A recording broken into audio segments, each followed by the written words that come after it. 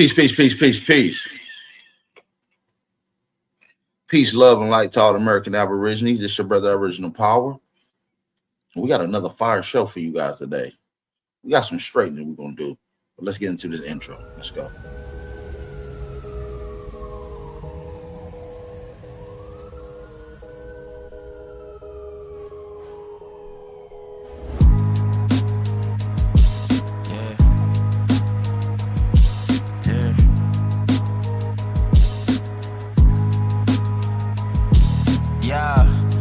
So dope, my eyes low. When you move like God, the time slow. I came back for the blacks and John Doe's. Crack open them land patents, let go of them townhomes. What's a native to a native? Eat $5 dough if he not melanated. Pale faces got you waiting on a savior. Sending prayers up, he texting back on vacation.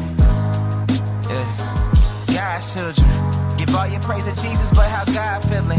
He say put no one before him in divine image. It's you with God of Christians. I got a vision, but niggas ain't gotta listen, so they don't. We came from the soil, wasn't fucking with no boats. Bible took our spirit, English potted on our homes. Tribal families turned on us, don't act like y'all don't know. But fuck them and they grudges. We was something turned to nothing. And now we nothing's turned to somethings. Reincarnation of ancients, fresh up out the oven. This the message to the black man. This the message to the black man. This the message to the black man. This the message to the black man. Shooters on my roof, lawyers in the coop. We can never die, bitch, we bulletproof. This the message to the black man. This the message to the black man. Say you wasn't slaves, you was prisoners of war. You stop wasting your time, these other bitches ain't important. You ain't meditating, you ain't mating with the sauce. Like what the fuck's a noodle if you ain't painted with the sauce? I find it hard to trust the pastor who rather side with the master, who preaching we should submit while getting murdered and captured. About how we should wait on God is never our vernacular. They get paid and praised by the dollar long as they keeping us stagnant. And niggas think they woke, huh? Like you could change a whole world through a vote, huh? Like slave masters willing to let they slave go, huh? That slave master was probably your kinfolk, huh? History in reverse, a black king strategy. When blacks were your majesty, they always hide your pyramids but point to where the castles be. Aristocracies with your last name patent accurately. Yeah. And I ain't even tell half the shit. Like, I ain't even tell a quarter of the shit. I'm just getting started. Y'all niggas rap about busting guns and all this weird shit. I'm trying to get my people back, nigga.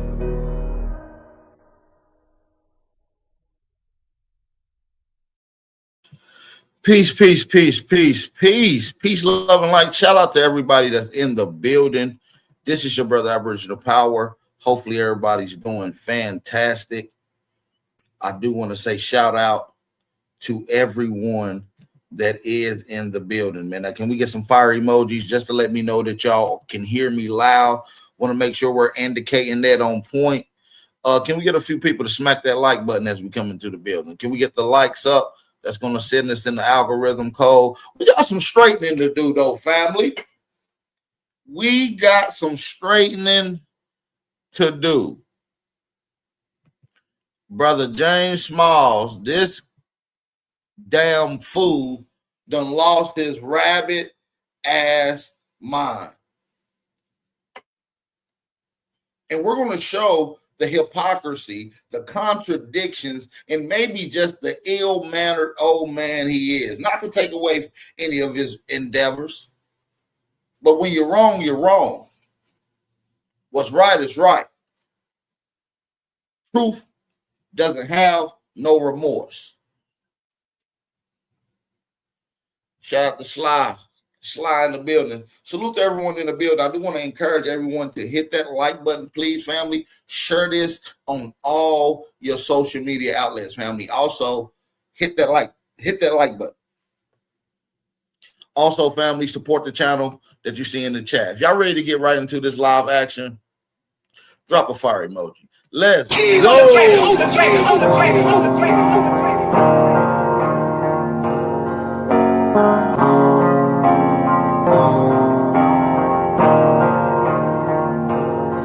Fuck the stats, I be beating the odds. In the blood, it be making me calm. Ride the turban just like I'm Saddam. I'ma blow it just like I'm a bomb. I'ma leave it. All right, so let's get into this heat that we got, man. We're gonna be getting into this James Smalls conversation. Him taking shots at Tariq Nasheed, calling them Asians, going in on Black Americans, called on the Africans.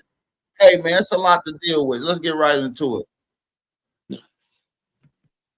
Or their collaborators.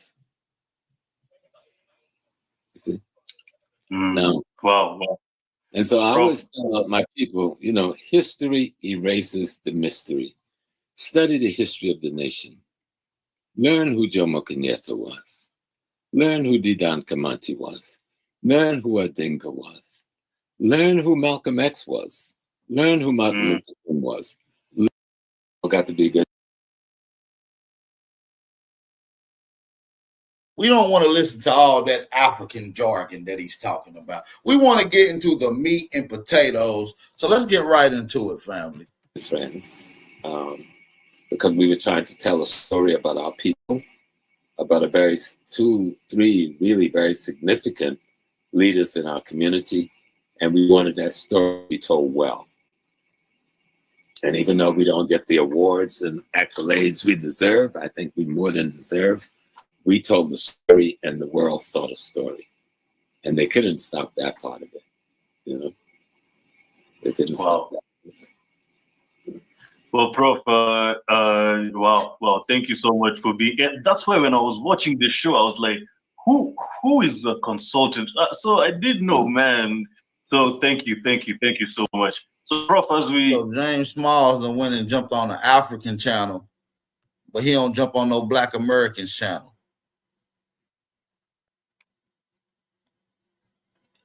He didn't build no hotel in America. He built this hotel in Africa. As we segue into, so Prof, I don't know whether you're active online and in social media, but if you are, you've probably seen this petty beef, between Africans and African Americans. And it's because you have to rephrase that. Some Africans and some Africans. some, very few. But you see, the problem is, Prof, and I don't know if I told you this when we were speaking on phone, but if I didn't, let me tell you that even if it's few, because you told me it's 99% of us who are on the right track, and it's 1% who are on the wrong track and who are really spewing a lot of divisive messages. But that 1%, Prof, is very, very consistent online. So first of all, let's go ahead and check it right here at the gate. They're saying that the delineation movement, because FBA is not a movement. The only movement that our people is a part of is delineation. That's the actual movement. They're confusing the lineage with the movement. Delineation is the movement. And now, since we're delineating, these people are now saying that it's divisive. But when they was delineating, when they said, oh, you're not African, or you're not a Jamaican, or you're not one of us, it's not delineating. It's not division to them. When they're delineating, it's not division. But when we delineate, it becomes division. That's the first failed statement. Who are really spewing a lot of divisive messages. But that 1%, Prof, is very, very consistent online. I mean, you would think, yeah. But the reason they are, because they're busy fighting their game, and we're busy reacting to their game. Let's fight our game. Let's tell our story. Let's talk about Africa. Let's talk about African Caribbeans, African Americans, African Latinos, and how we are striving to get closer and work together. How our culture have survived all over the world. James Smalls, that is total bullshit. That when I say that's total bullshit, that is total bullshit. This guy, James Smalls, earlier back in about 7 years ago, right? Big Aboriginal Power had a conversation with this guy on Sonetta TV. And we was having an Aboriginal conversation. And in the midst of that conversation, James Smalls happened to tell the family that we came from we from here, and his grandfather were taking him to his indigenous mounds, which had been here for over 200 something thousand years. You see what I'm saying? So I'm gonna play this audio from James Smalls, and I want y'all to let me know what y'all think. Okay, we're gonna get into it right now. We're gonna play this audio right quick. Okay, we bringing the receipts out today, family. I hope y'all ready. I want y'all to listen to what he just said. Listen. Caribbeans, African Americans, African Latinos, and how we are striving to get closer and work together. Our culture has survived all over the world. All this African and culture all around the world jargon. Now listen to this. I want y'all to listen to this, family. If y'all ready to get into this, I just need y'all to smack that like button one time. I just need y'all to smack that like button one time. Let's get a few people to share this and support the channel. It's your brother Aboriginal Power. If you're new to the channel, go ahead and subscribe, man. We here to kick up some dust. Let's go.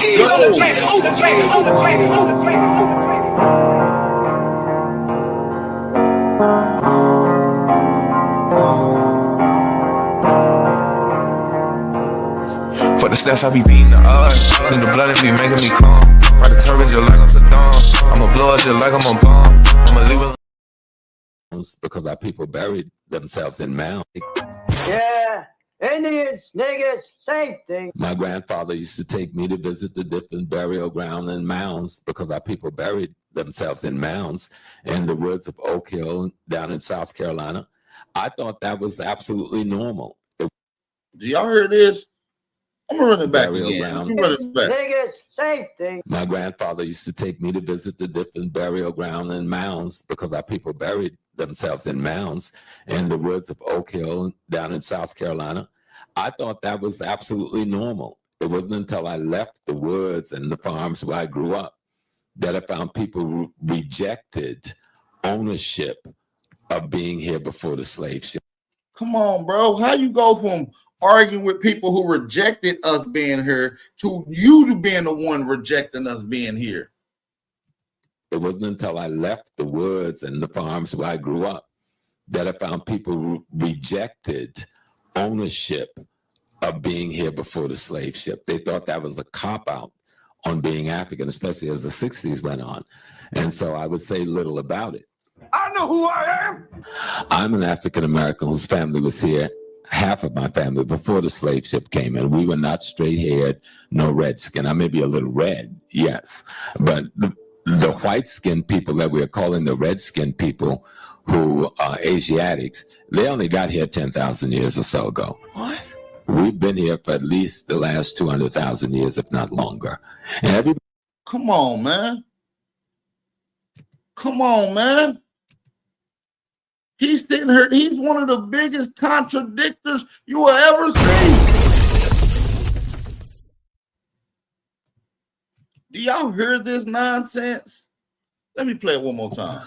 Who are Asiatics, they only got here 10,000 years or so ago. What? We've been here for at least the last 200,000 years, if not longer. And everybody in the world is admitting this now. This is not new news. Oh, we've been here for 250,000 years. Africans didn't even leave out until 100,000 years. Why do you keep trying to make us some generic ass African, boy? Come on, Professor James Smalls. Listen to what you just said. Make it make sense. On being African, especially as the 60s went on. And so I would say little about it. I know who I am. I'm an African American whose family was here, half of my family, before the slave ship came in. We were not straight-haired, no redskin. I may be a little red, yes, but the white-skinned people that we're calling the red-skinned people, who are Asiatics, they only got here 10,000 years or so ago. What? We've been here for at least the last 200,000 years, if not longer. And everybody in the world is admitting this now. This is not new news. It's only being exposed more now. Right. And during this conversation 7 years ago, Big Aboriginal Power, A1, Chief Holiday, we was leading the forefront and engaging in these conversations. This is why he even responded, because we was actually on the line. That was a sign that live stream, and I'm on the phone call asking James Smalls these particular questions. Whoever uploaded this video edited it out and just kept the parts where he responded to. But we're going to get into some more of these contradictions from James Smalls. Let's go. Let's finish listening to this. Our culture survived from Brazil to Puerto Rico to Cuba to Jamaica to Haiti to South Carolina to Mississippi to Alabama. Why don't we tell our side? And yes, we were there before Columbus, but we were everywhere before Columbus. So why is it so important that we were in North America? We were in South America, we were in Brazil, we were in Canada. It's important because this is our homeland, fool. This is our homeland, fool. Why is it not important for you to be proud of the place where your ancestors been at, according to you, James Smalls, for at least 250,000 years? That's nothing for us to be proud about. Are you insane? You want us to be ass-kissing Africans, which for the last 250,000 years, according to you, none of our ancestors been there. For the majority of our people, none of our ancestors have been in that place for over 250,000 years, according to you, James Smalls. So why do we got to coddle, kiss ass, make excuses, and make exceptions for these Africans that's coming over here, tethering, undermining, and having these derogatory hatred, deep-rooted hatred that you failed to address? We're going to put your ass on the hot seat. We're going to put fire underneath your ass because you got to answer to why you don't respond to the immigrants, in this particular case, the tethered Africans with this deep-rooted hate to our people. You're going to have to answer to that, James Small. Over there, we were in China. And so what we're dealing with, you've always had those who was ashamed of being African. But it isn't just that. A part of it is the reaction between what we call the immigrant ideology versus an indigenous ideology. The Africans who have been in America for the last 500 years feel that the Africans who come to America in the last 5 years do not ally themselves with them, but ally themselves with our enemies. That's what's at the crux of this, all right? It isn't just the denial. And so, and it isn't that the Africans who are arriving lately is allying themselves with our enemies, because they don't perceive, just like we don't know our history in America. How do we expect the guy from Kenya or Nigeria to know the African-American history? We don't know the history. So our people come, they're trying to ally themselves with the advantage. So are you going to, if you're going to a community to get rich, are you going to ally yourself with the impoverished person in the community? That's bullshit, James Smalls. That's bullshit. You're making excuses and giving these people even more credence to why they undermine us. We don't align ourselves with Europeans. And you don't feel that way neither. Let's listen to James Smalls himself. Like they got something culturally that you don't have. The most culturally enforced African in the world is the African American. Most of the movements that have changed the world, that allow all ethnic nations to profit, has been our movement. And so we get peed on and played down because these people are so punked out and scared of the white man that they feel because they're scared of the white man, they got to be against us. So what happened to that conversation? Now is we the ones scared of the white man and we teaming up with them? Now you're singing a different tune, buddy. You singing a different tune. Let's run it back again. Respect for themselves as human beings, and then because they speak a language, try to make you play you off like they got something culturally that you don't have. The most culturally enforced African in the world is the African American. Most of the movements that have changed the world, that allow all ethnic nations to profit, has been our movement. And so we get peed on and played down because these people are so punked out and scared of the white man that they feel because they're scared of the white man, they got to be against us. And that's exactly what's going on. They've been against us since 2017, at least according to your knowledge in this video, okay? But you're saying something different now, James Smalls. You're saying something totally different. You might be the paid agent, and you trying to throw the people off your trail. You sound like the agent. To know the African American Now history. listen to him. We don't know the history. So our people come, they're trying to ally themselves with the advantage. So are you going, if you go into a community to get rich, are you going to ally yourself with the impoverished person in the community or the rich person in the community? And so it's a lack of understanding, it's a lack of interaction that needs to take place more often so we can understand. Yes, even African Americans, we ally ourselves with the white man. So how are we going to get mad at the Nigerian brother ally? Now he's saying we ally ourselves with the white man. He's saying we ally ourselves with the white man. But that ain't what you just said just a second ago. Listen to him again, y'all. Listen to James Smalls again. Respect for themselves as human beings, and then because they speak a language, try to make you play you off like they got something culturally that you don't have. The most culturally enforced African in the world is the African American. Most of the movements that have changed the world, that allow all ethnic nations to profit, has been our movement. And so we get peed on and played down because these people are so punked out and scared of the white man that they feel because they're scared of the white man, they got to be against us. Are they our people, brother, or are we our own people now? No, we got to understand two things. We have a race and then we have an ethnic place. We African Americans. Just like a guy from Africa, he can say he's African, but there's no country called African. Ain't no such thing as African Americans. Just like a guy from Africa, he can say he's African, but there's no country called African. He's either Nigerian, Ghanaian, Malian, or something. That's his ethnic nation. Racially, we are together, but economically, we may well be enemies. And we have to be clear on. Come on now, James Smalls. You even understand and broke it down perfectly clear that economically, socially, and even now politically, they are looked at as the opposition. Why are you singing a different tune now, James Smalls? This leads me to believe that you may be the paid agent, sir. Now listen to what he's saying now. Lack of understanding, it's a lack of interaction that needs to take place more often so we can understand. Yes, even African Americans, we ally ourselves with the white man. So how are we going to get mad at the Nigerian brother allies ourselves with the same white man? First, we go against the white man. We ain't like everybody else. Now he's saying we ally ourselves with the white man. This guy may be an agent, you guys.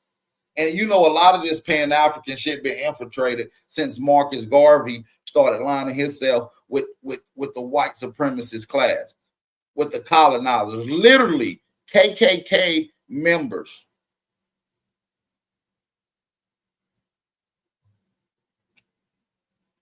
These guys are the biggest off-code part of our ethnic group.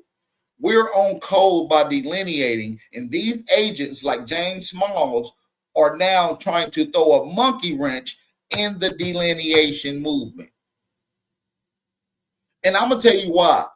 Us delineating makes their money dry up. See, he gets paid off of us thinking and being cool with Africans, wanting to go to Africa, being all together with Africa. These guys, this gets into their money bag. And guess what? He already is struggling with the hotel that he built in Ghana that's struggling, which a while back he was needing donations to help save it. I sent in a few bucks to help James Smalls. You know, he's a brother, but I can't rock with him no more. He's starting to come off as a pure agent. Who sent you, James Smalls? This ain't the same James Smalls that was speaking, talking about we've been here for 250,000 years, and your granddaddy used to take you to your ancestral mounds, which your ancestors were been buried there for 250,000 years, according to you. You said out your own mouth, James Smalls, that these people are weak and they try to hold stuff against you and they out to get you. This is what you just said out your own mouth, James. So let's play it one more time for the people that didn't hear it, that just now coming in. Let me play this little clip right here from James Smalls, and we're going to get right into it. Let's go. With no respect for themselves as human beings, and then because they speak a language, and they've accepted that as their cloth. You understand what I'm saying? Just that piece. Now, they do speak the language, but they know less about their history than you and I do. So you've got a deaf, blind. You hear that? Listen, this is James Miles talking about Africans, tethered Africans. Why do he not have these same sentiments now? You understand what I'm saying? Just that piece. Now, they do speak the language, but they know less about their history than you and I do. So you've got a deaf, blind, dumb, backwards person speaking an African language, coming from the African country, came here to be a parasite on their own people with no respect for themselves as human beings, and then because they speak a language, try to play you off like they got something culturally that you don't have. The most culturally enforced African in the world is the African American. Come on now, why you ain't singing these same sentiments, family? Why is he singing a different tune right now? We got to ask ourselves. Shout out to everybody in the building, man. Let's get some people to support the channel. Let's get some people to support the channel. We're going to cook today. I hope y'all got some time today. I hope y'all got some time today. We're gonna get to it today. I need y'all to thumb up the video and support the channel, man. Most importantly, man, hit that like button, share the live stream. If you really enjoy these content, make sure y'all support the channel. Leave a note. Let's get back into some more of this. Let's finish listening to James Miles. Most of the movements that have changed the world, that allow all ethnic nations to profit, has been our movement. And so we get... Yeah, let's finish listening to James Miles before he became an agent. Let's listen to the pre-agent James Miles. Then we're going to compare him to the agent. Well, what I deemed him to be now is an agent. Let's listen to him before we thought he was an agent or before he was an agent. Let's listen to how he sounds and see if there's some differences. This person speaking an African language, coming from the African country, came here to be a parasite on their own people with no respect for themselves as human beings. And then because they speak a language, try to make you off like they got something culturally that you don't have. The most culturally enforced African in the world is the African American. Most of the movements that have changed the world, that allow all ethnic nations to profit, has been our movement.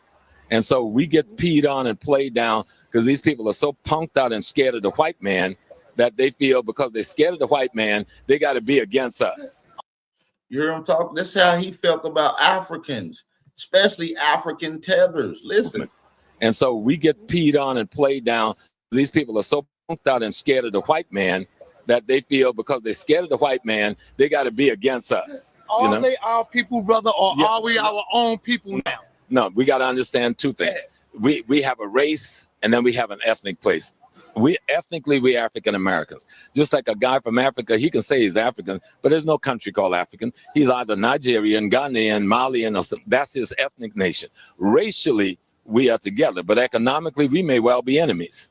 And we have to be clear on that, that our economic enemy is just that. And if you deal with your economic enemy like it's your friend, you're going to be the loser at the end of the day. You hear what he said?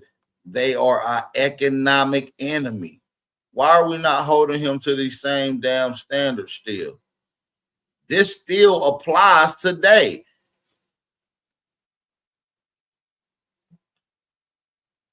Now, you talking about these people do the peeing on us and doing this and doing that. Now, you're the one that's doing it to us. Are you the agent? African, but there's no country called African. He's either Nigerian, Ghanaian, Malian, or something. That's his ethnic nation. Racially, we are together, but economically, we may well be enemies. And we have to be clear on that, that our economic enemy is just that. And deal with your economic enemy like it's your friend, you're going to be the loser at the end of the day. Now, we're going to be the losers at the end of the day. Now, why is James Miles singing a different tune nowadays? Let's finish listening to him nowadays. But that's what's at the crux of it. You understand? So the perception that, oh, we fought for these advantages, but you come to America and you're allowed to have this advantage that we fought for because they are scared of us and they're not afraid of you. Because they can take advantage of you because you need a green card so you can't fight back. But they can't take advantage of me because I can fight back. These are all of the little nuances, right? But none of them understand it enough to explain it like you and I are now doing. And so that's why we have to tell our side of the story. We have to say, we see what's going on, but you don't hate your brother because he's lost his sight. You grab his hand and give him guidance. Where have the African American opened up a refugee center for our brothers and sisters coming from home and need help and assistance? Why the fuck is it our job to help a bunch of tethers that hate us, that been coming over here for at least 100 years under this Pan-African paradigm that hasn't provided anything for our people to benefit? Why the hell is it our job to make sure that they're okay and they're the ones undermining us? Make it make sense, James Smalls. Let's let old James Smalls answer this. We raised the question of Pan-Africanism in this hemisphere. You know, we had the brothers from Trinidad, and then you had W.B. Du Bois, and we created this phenomena. But Africa has never created a Pan-African movement. You understand? Africa has never really supported a Pan-African movement. We had a couple of people in Nkrumah and Julius Nyerere and Mugabe, but most of Africa never gave a damn about a Pan-Africanism because they're still bogged down in the colonial slavery of European Judeo-Christian indoctrination, which is worse than anything that we've suffered. And so you answer the question to your own question, James Smalls, better than I can even answer it. Make it make sense. We have been providing everything. They haven't did anything that amounted to the things that they attach themselves to. Everything that makes an African realize, respected on the international level is because of the work that we put in individually. So how are we going to complain if they go to the Indian or the Chinese or the white man for aid when we have not set up any place to aid him or her when they come? And they have no... You see how he's speaking now compared to a few years ago? It's given agent. Y'all let me know what y'all think. Do y'all think James Smalls is possibly an Pan-African agent? I need y'all to let me know in the chat. Y'all can simply put a yes or a no. We want the chat to get engaged right now. Share this live stream. We just hit 32 minutes in this live stream. We do need everybody to hit the like button and share the live stream around. Shout out to my brother Prince listening in on Instagram. That's in the chat. Shout out to everybody that's tuning in from all around. This is your brother Aboriginal Power, and we're checking James Smalls on his hypocrisy, on his contradictions, and overall straight right vitriol towards Black Americans delineating, towards Aboriginal indigenous peoples delineating. Place to stay, and they're looking for a job. You understand? So if the whites give them that support, then naturally they're going to advise themselves with the whites. And the African Americans saying, oh, you ally yourself with my racist enemy, and you are against me. That's a big part of what's going on. That's not true across the board, because many of the brothers and sisters who are Muslim have been able to blend very well with the African Americans who are Muslims. But the African Americans and many of the brothers and sisters on the continent who's from the Christian community have not been able to blend very well. And that's the majority community. And so this fight between the whites and us, our people are caught in the middle of that fight. You understand? First, now we're caught up in the middle of the fight. But just a second ago, you were singing a different tune, James Smalls. You wasn't just saying that a few days ago.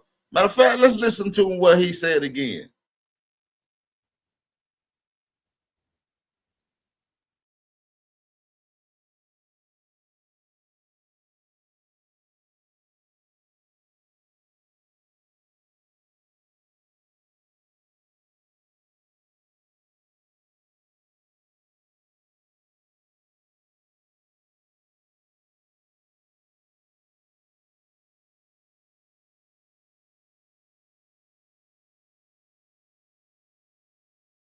Is worse than anything that we've suffered.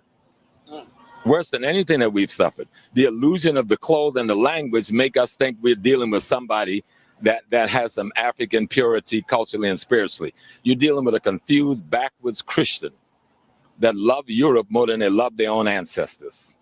They would not even use an African word for God. You know, in Ghana, if you talk about being a traditional African, you might get beat down in the street. You understand? So that he's saying that we not up under that same Christian colonialism. We don't act like the African act. Now he's saying we act worse than the African, and we're more colonial than they are. Do you see how they're changing and singing a different tune? This is agent behavior. That's not true across the board, because many of the brothers and sisters who are Muslim have been able to blend very well with the African Americans who are Muslims. The African Americans and many of the brothers and sisters on the continent who's from the Christian community have not been able to blend very well, and that's the majority community. And so this fight between the whites and us, our people are caught in the middle of that fight. You understand? And we're saying our people are siding with our enemy. They're not siding with the enemy. They don't even know what the hell's going on. They don't even know we got to fight. So now we're siding with the enemy because we're delineating. Do y'all hear this, family? We're now siding with the enemy because we're delineating. First of all, James Smalls, you've been on some hating shit for a minute. And we're going to talk about your visit down there with the FBAs to the reparations rally a few years ago. There's footage and video of people responding to how you was looking at the great turnout, as if you have some deep-rooted hate for that fight. You understand? And we're saying our people are siding with our enemy. They're not siding with the enemy. They don't even know what the hell's going on. They don't even know we got to fight. And so it's our job to tell the history, tell the story, have the political discussions on forums like this, so people get a better understanding of what the conflict is.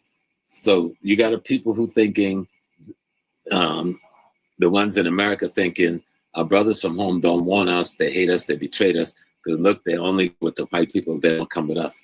And then the one from the continent says, oh, our brothers in America, they treat us terribly, they don't offer us a hospitality hand to come, and help when we're in crisis, but the whites and the white organization do. Look at the African shaking his head. First of all, that's incorrect. We've been laying out the red carpet for these people since 100 years ago. And they have given us nothing but their asses to kiss.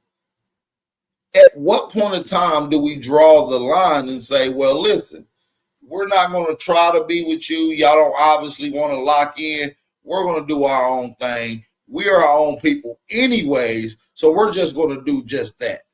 We're going to do for self. Now that doing for self is not attacking no one. But doing for self, according to the tethers and agents' eyes, is division. It's division.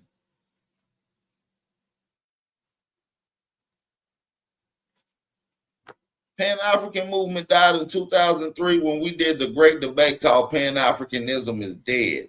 Me, Sister Bethy, Chief Holiday, A1, and myself put together a classic lecture breaking down and exposing how Pan-Africanism is dead and has been around for over 100 years and haven't produced anything positive. As a matter of fact, it has brought in one of the most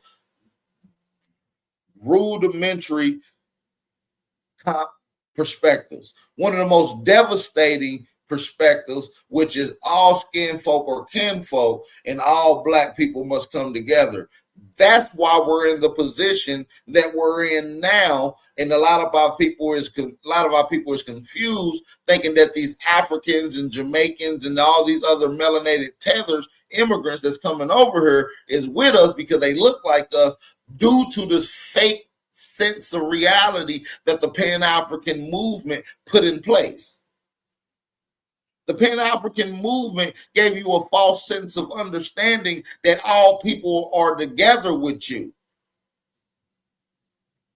You see what I'm saying? That all people is here to get is together with you. And James Small said out his own damn mouth that we brought up Pan-Africanism when we did it first. You see what I'm saying? And so even he understands this. So for him to say these things now is crazy. As a matter of fact, let's let y'all listen to what James Small said himself. Let's run it back. Let's let y'all listen to what he said himself. Culturally, that you don't have. The most culturally enforced African in the world is the African American. most of the movements speaking an African language, coming from the African country, came here to be a parasite on their own people with no respect for themselves as human beings. I agree. This is what we're calling these tethers now. You agree with me back in the day, James Smalls. Why are you saying something different, even though the same thing still applies today, if not 10 times worse than what it was back then? Let's run it back. Cultural expression. That's not an African cultural expression. That cloth was printed in a European country and then listen, he's talking about Kente Klaus and dashikis ain't African. He's going in on the African that comes over here and undermine us, but now he's protecting them. That sounds like agent behavior. Expression. That's not an African cultural expression. That cloth was printed in a European country and then sold to Africans, and they've accepted that as their cloth. You understand what I'm saying? Just that piece. Now, they do speak the language, but they know less about their history than you and I do. So you've got a deaf, blind, dumb, backwards person speaking an African language, coming from the African country, came here to be a parasite on the came to be a parasite. You knew this, Professor James, and you're trying to confuse the masses with a false sense of reality that they're not coming over here as the enemy and that they're not coming over here to leech off of us economically. They want to be next into Black greatness, Black success, Aboriginal, Indigenous, Negro success. We are the successful face of melanation around the planet. When you think of an intelligent, smart, rich, fun, classy, swaggy, urban, and just revered Black person, you think of Black Americans. James Smalls knew that these Africans are parasites. I want y'all to listen to him. Listen. That's not an African cultural expression. That cloth was printed in a European country and then sold to Africans, and they've accepted that as their cloth. You understand what I'm saying? Just that piece. Now, they do speak the language, but they know less about their history than you and I do. So you've got a deaf, blind, dumb, backwards person speaking an African language, coming from the African country, came here to be a parasite on their own people with no respect for themselves as human beings. And then because they speak a language, try to play you off like they got something culturally that you don't have. Right. Same thing they saying today, James Smalls. They just saying, you don't have no culture now. They're openly saying it. Why are you not going against them like you was back then, brother? We got that seems like agent behavior, James Smalls. The way you're talking today in 2025, in contrast to the way you spoke in 2020, it's mind-boggling. It's a total different dynamic of understanding from what I'm getting out of it. It's a 360. It's a 180. You're singing a different tune, sir. And you're doing all this disrespect against our people on an African's platform. You are on an African platform doing all this. You see what I'm saying? He done went to an African's platform to disrespect his own people. Imagine that. Dude, and so that's where you see the thing coming from. But nobody will really say that because they don't know how to articulate what neither side is seeing. You understand? And so we have a situation where we have more. But let's get a few people to support this channel, man. Don't do your boy Aboriginal Power like that on this beautiful, beautiful Tuesday. This channel is not monetized, and all donations is appreciated. Cash App information is in the chat. Do not let your brother down. Support the channel. Shout out to everybody that's coming in the building too, man. We do appreciate y'all for coming in the building, rocking out with your boy. We do appreciate that. Shout out to y'all. Let's get back to brothers and sisters who are immigrants from Africa who's being deported, and we don't even know they're being deported. They're being arrested. We don't even know they're being arrested. You understand? So for those of us who even want to help them, we can't help them because we don't know how to find them. Today is Tuesday, right? Yeah, today on this beautiful today Tuesday, bro. Until the other day, downtown Manhattan, they raided down on the east side, where a lot of our people from the continent vend. And that's when it blew open and we go like, now they're attacking Africans. Before they were just attacking the Spanish speaking from South America. But at the same time, they were attacking us, but they were keeping it very quiet. No, they wasn't attacking us. We are a different group. We're not the same as the Africans, James Smalls. We're not the same as the African. According to you, we're not the same. Did you hear what he just said just now? Let's run that back. Downtown Manhattan, they raided down on the east side, where a lot of our people from the continent vend. And that's when it blew open and we go like, now they're attacking Africans. Before they were just attacking the Spanish speaking from South America. But at the same time, they were attacking us, but they were keeping it very quiet. Bro, now you're saying that we African now. When just yesterday you were saying that we not the same as them people. Y'all don't believe me? Let's let y'all hear what James Smalls had to say his goddamn self. You got the African Day Parade. You don't see the Africans. You got the festival that be going on in Brooklyn, the band festival, the African festivals. Where's the Africans at? When we doing our rallies and our marches, where's the Africans at on your side? Talk to us really about that, man. See, let me tell you something. We think slavery in America was something. Slavery in Africa is still in force. You talking about deaf, blind, and dumb. Don't confuse you because somebody got on some printed cloth that's printed in Holland. Look, let's do it. We're not the same. Let's do how he explained how we're not the same. Or India, that you James Smalls, talk to yourself. Looking at an African cultural expression. That's not an African cultural expression. That cloth was printed in a European country and then sold to Africans. And they've accepted that as their cloth. You understand what I'm saying? Just that piece. Now, they do speak the language, but they know less of their history than you and I do. So you've got a deaf, blind, dumb, backwards person speaking an African language, coming from the African country, came here. You hear how he's going in on these people? Do you hear how he's going in on these people? They feel because they're scared of the white man, they got to be against us. Are they our people, brother, or are we our own people now? No, we got to understand two things. He said no. They asked, are we the same? Are they our people? He said no. But why are you saying we're Africans today? Are they our people, brother, or are we our own people now? No, we got to understand two things. We have a race and then we have an ethnic place.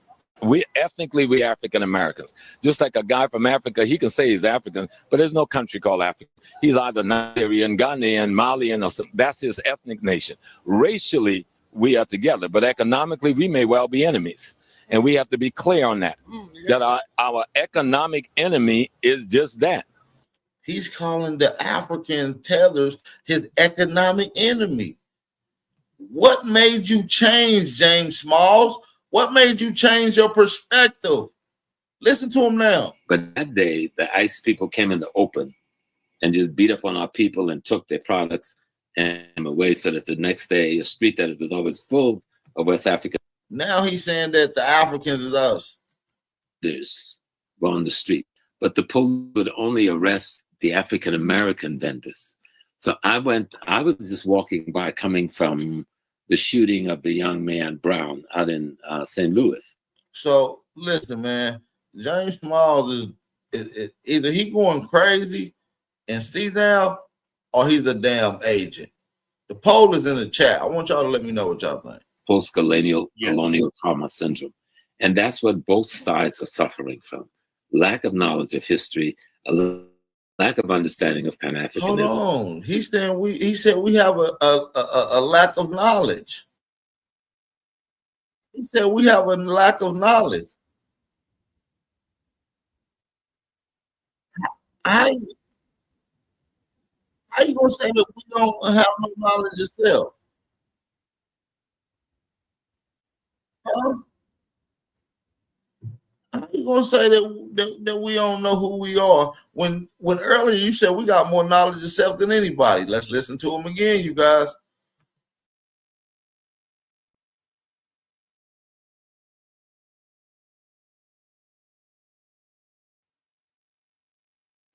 Hold on, let me skip it up a little bit.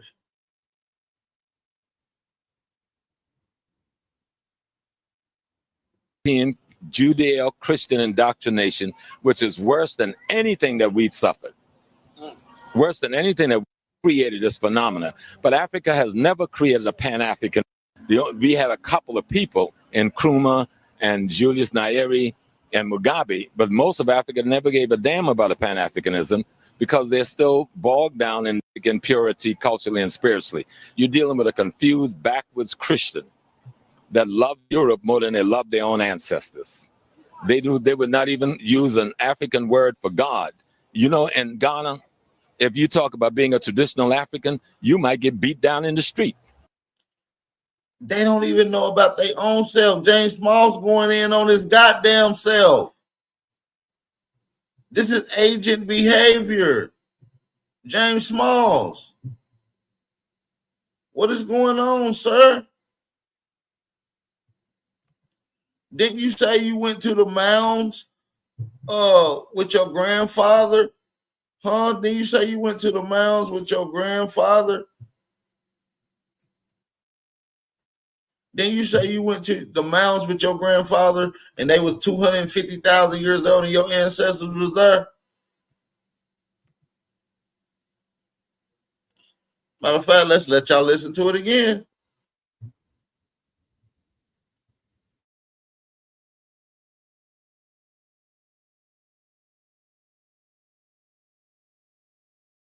Was absolutely normal. It wasn't until I left the woods and the farms where I grew up that I found people rejected ownership of being here before the slave ship. They thought that. So you talking about how we got knowledge of self. But why are you singing a different tune now, though? Why are you singing a different tune now, though? That's what we can't figure out. That's where it's getting iffy at. That's where it's getting iffy at.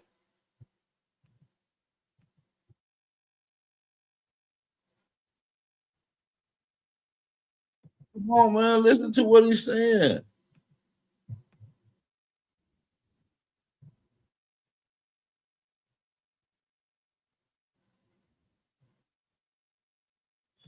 Do y'all hear these contradictions? Let's finish listening to James Smalls kill himself. That was a cop-out on being African, especially as the 60s went on. And so I would say little about it. I know who I am.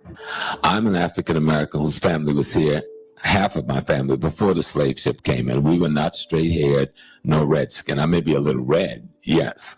But the white-skinned people that we're calling the red-skinned people who are Asiatics, they only got here 10,000 years or so ago. What? We've been here for at least the last 200,000 years, if not longer. And everybody in the world is admitting this now. This is not new news. It's only being exposed more now. What the fuck are you guys talking about? Even the BBC is talking about it in documentaries.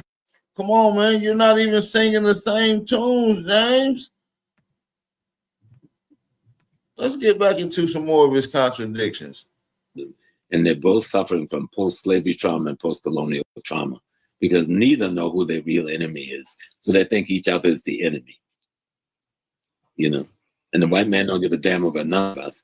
He only wants the raw material of Africa, and he wants our labor and don't want to pay us for it here in America.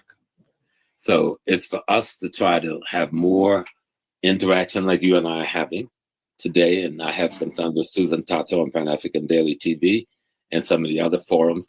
And as they can talk up their side, the foundation, then let's talk up our Pan-Africanism. Let's not let them define Pan-Africanism. Let us define Pan-Africanism. And we should do this here today. All Pan means is the unity. Africanism means the unity of the African way of being. We want to unite African in the African way of being. You understand? That means that we are in control of our economics, our politics, and our culture. And we're not beholden to anybody else in the world. They think Pan-Africanism is some organization. Pan-Africanism is not an organization. But that tells it, even the foundation of Black American, people want me to beat up on them. I can't beat up on them either. they're the same ignorant ones we have to enlighten. How am I going to beat up on them? They're no more lost than the brothers and sisters in Nigeria who live in Houston, who have nothing to do with the African American community, and they work only 90% of them with the white community because they think that's what success is. It isn't that they have anything against the African American brothers and sisters because they're African American. If we could have been Nigerian Americans, but if we were in the poor sector, they were going to have nothing to do with us. They were going to be, they're doctors and lawyers. And so, but how do you get your people to understand the class dynamic, the caste dynamic, and the race dynamic all are playing out? Caste dynamic, class dynamic, and the race dynamic.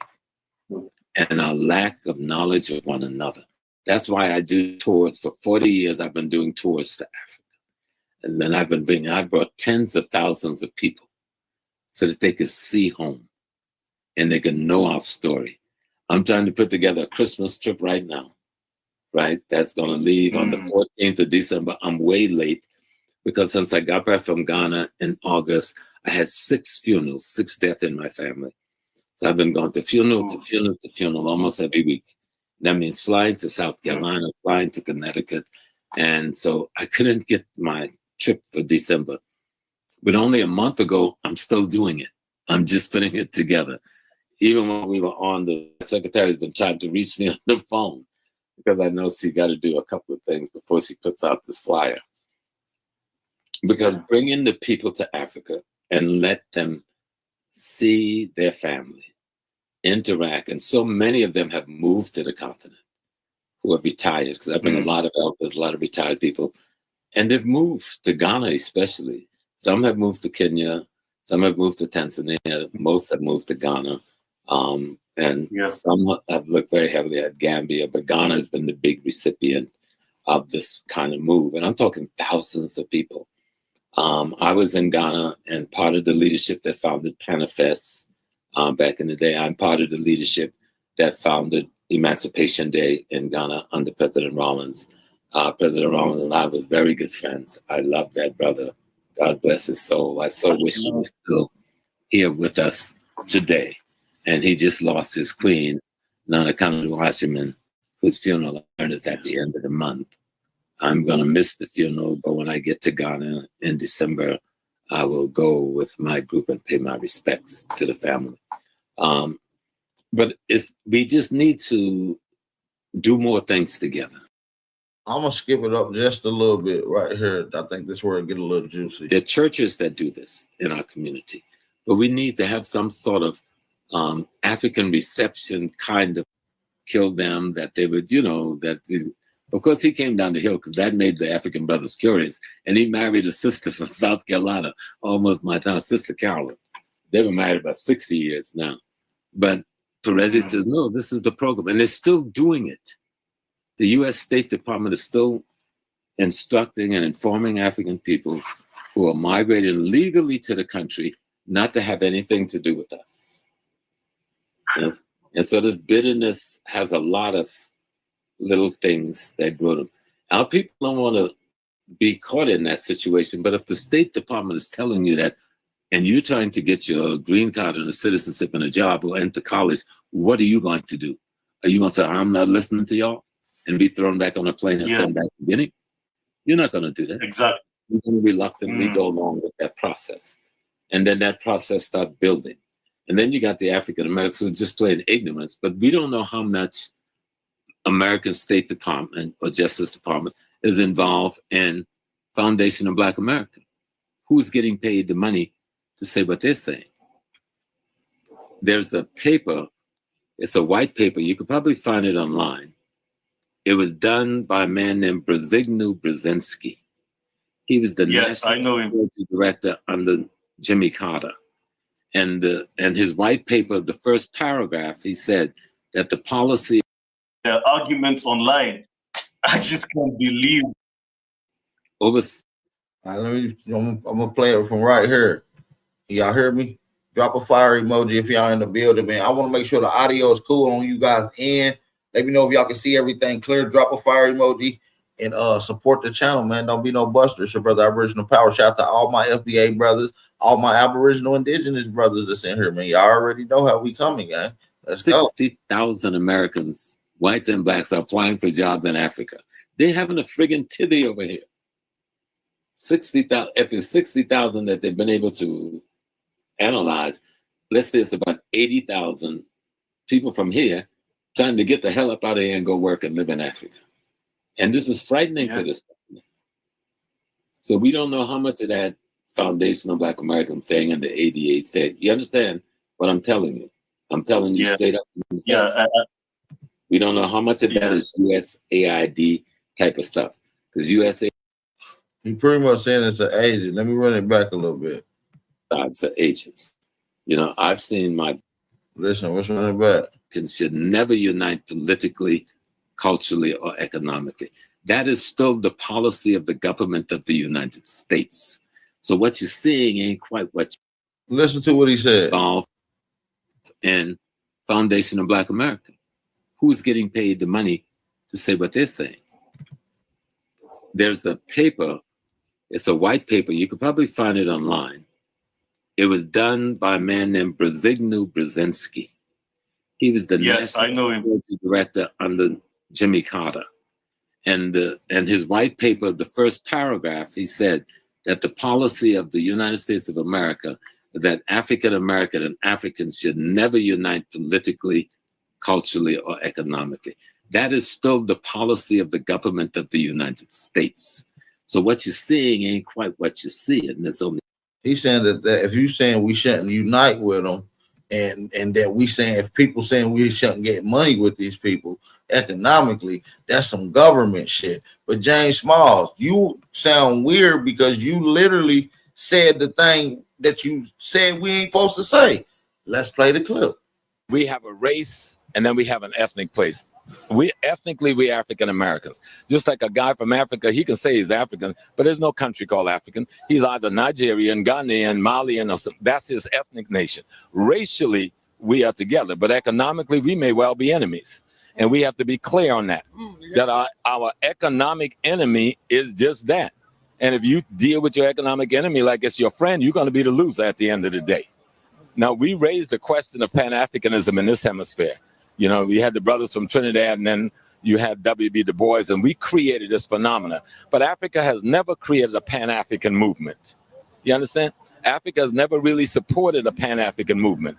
We had a couple of people in Nkrumah and Julius Nyerere and Mugabe, but most of Africa never gave a damn about a Pan-Africanism because they're still bogged down in the colonial slavery of European Judeo-Christian indoctrination, which is worse than anything that we've suffered.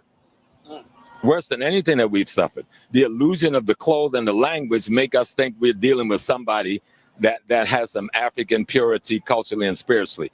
You're dealing with a confused, backwards Christian. This is how he feels. What? But you're not saying that now. You're saying something totally different. Listen to what he's saying now, y'all. A piece of what you see. You understand what I'm telling you? I do. Just because they come in a black big news. A black face don't mean and you're the CIA, all right? A black face don't mean you ain't the FBI, okay? Wearing a dashiki don't mean you're a nationalist, okay? So once you get clear on let's be clear. If anything, being Pan-African is being CIA. Being a part of these African institutes is CIA.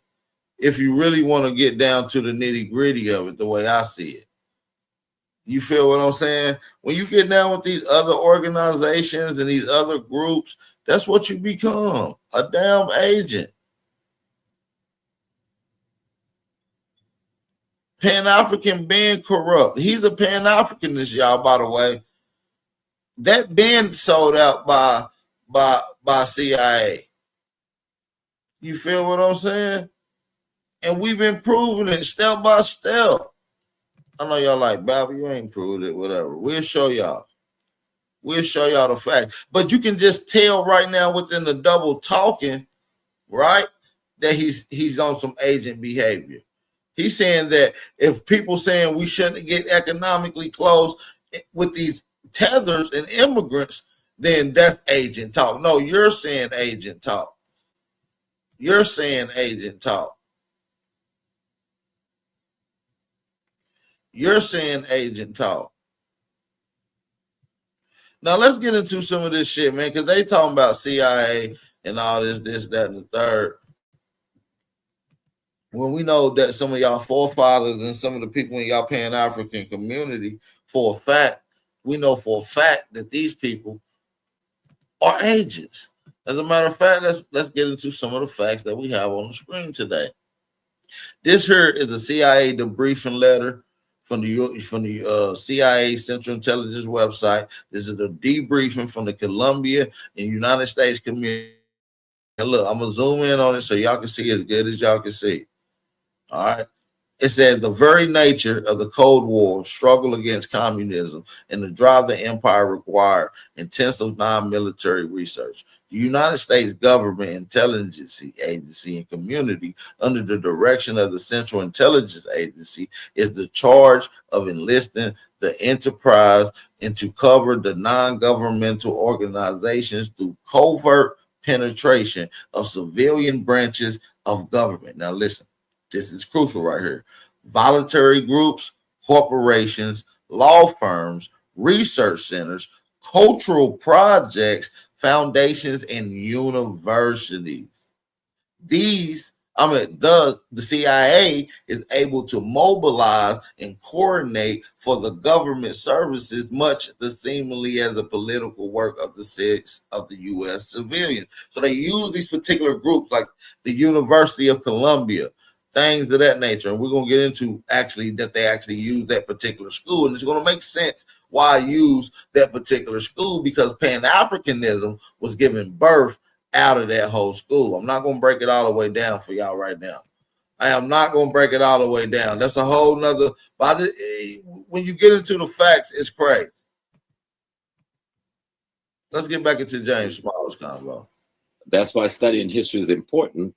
You'll see how Fred Hampton was killed. You see how Malcolm X was killed. They were both surrounded by agents and collaborators that looked just like us. So you can bet some foundational Black American people are agents, and even some from the African sides are agents. Now you're saying FBI, Black Americans as agents. First of all, we're not agents. None of us is getting paid as being Black Americans or Aboriginal indigenous people. We're not no damn agents. If anything, Pan-Africanism is an agent. That's a construct by the European. It ain't even no shit that we called ourselves. That ain't even nothing that we even called ourselves. So you can bet some foundational Black American people are agents, and even some from the African sides are agents. You know, I've seen my brothers and sisters from the continent be recruited by the State Department, and I tried to pull the coattail of their parents. But if your son is being brought to America, given a free education, who gonna listen to me? I can tell you that the State Department is using him. I know the particular program. It came from under USAID, and they're gonna come back to your country one day, and you're gonna look up, and he's gonna be your governor or your president, and you won't know why he's behaving the way he's behaving. But he's got a nice house in Maryland, okay, or Virginia. Huh? I know the story, brother. I've been here a long time. Now he's going into another accent. Now he's going into a whole nother accent, giggling and laughing when you was just telling us a whole different thing, and you had a whole different set of feelings about these Africans. Matter of fact, let's play the clip. Dumb backwards person speaking an African language, coming from the African country, came here to be a parasite on their own people with no respect for themselves as human beings, and then because they speak a language, try to make you play you off like they got something culturally that you don't have. The most culturally enforced African in the world is the African American. Most of the movements that have changed the world, that allow all ethnic nations to profit, has been our movement. And so we get peed on and played down because these people are so punked out and scared white man they feel because they're scared of the white man, they got to be against us. Are they our people, brother, or Yeah. are we our own people No, now? no, we got to understand two things. We have a race and then we have an ethnic place. We African Americans. Just like a guy from Africa, he can say he's African, but there's no country called African. He's either Nigerian, Ghanaian, Malian, or something. That's his ethnic nation. Racially, we are together, but economically, we may well be enemies. And we have to be clear on that, that our economic enemy is just that. And He was just calling these people our economic enemy. if you deal with your economic enemy, listen to him, y'all. Let me run it back. we have a race and then we have an ethnic place. We African Americans. Just like a guy from Africa, he can say he's African, but there's no country called African. He's either Nigerian, Ghanaian, Malian, or something. That's his ethnic nation. Racially, we are together, but economically, we may well be enemies. And we have to be clear on that, that our economic enemy is just that. And if you deal with your economic enemy like it's your friend, you're going to be the loser at the end of the day. Now, we raised the question of Pan-Africanism in this hemisphere. You know, we had the brothers from Trinidad, and then you had W.B. Du Bois, and we created this phenomena. But Africa has never created a Pan-African movement. You understand? Africa has never really supported a Pan-African movement. We had a couple of people in Nkrumah and Julius Nyerere and Mugabe, but most of Africa never gave a damn about a Pan-Africanism because they're still bogged down in the colonial slavery of European Judeo-Christian indoctrination, which is worse than anything that we've suffered. Worse than anything that we've suffered. The illusion of the clothes and the language make us think we're dealing with somebody that has some African purity culturally and spiritually. You're dealing with a confused, backwards Christian that love Europe more than they love their own ancestors. They would not even use an African word for God. You know, in Ghana, if you talk about being a traditional African, you might get beat down in the street. You understand? You're ostracized on the radio. Movies are made to show African culture as being the devil, while Christian culture is coming in as a savior. This is TV shows and on TV in Nigeria and Ghana every day. So you hear how these people be talking. You hear how his ass be talking. He double talks. He's an agent. Now listen to this. So we don't know how much of that foundational Black American thing and the ADA thing. You understand what I'm telling you? I'm telling you straight up. Yeah.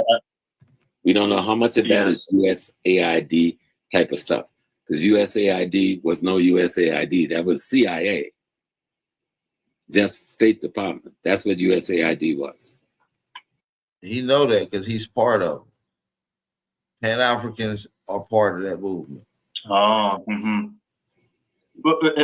Africans don't know what the hell you talking about, James Smalls. Remember, like you said, these niggas don't be knowing shit. They slow and lost and dumb. You just said that, James Smalls. Why you're not saying that again?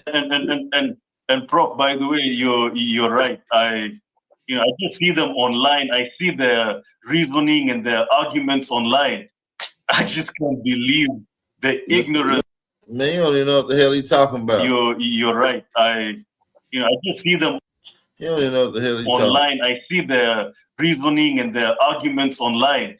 I just can't believe the ignorance and how did these poor students get all of that good, expensive graphic? Where did they get it from? Who's doing the graphics for these things we're seeing? The graphics alone are thousands and thousands of dollars. You ain't gonna do this with just AI. Okay?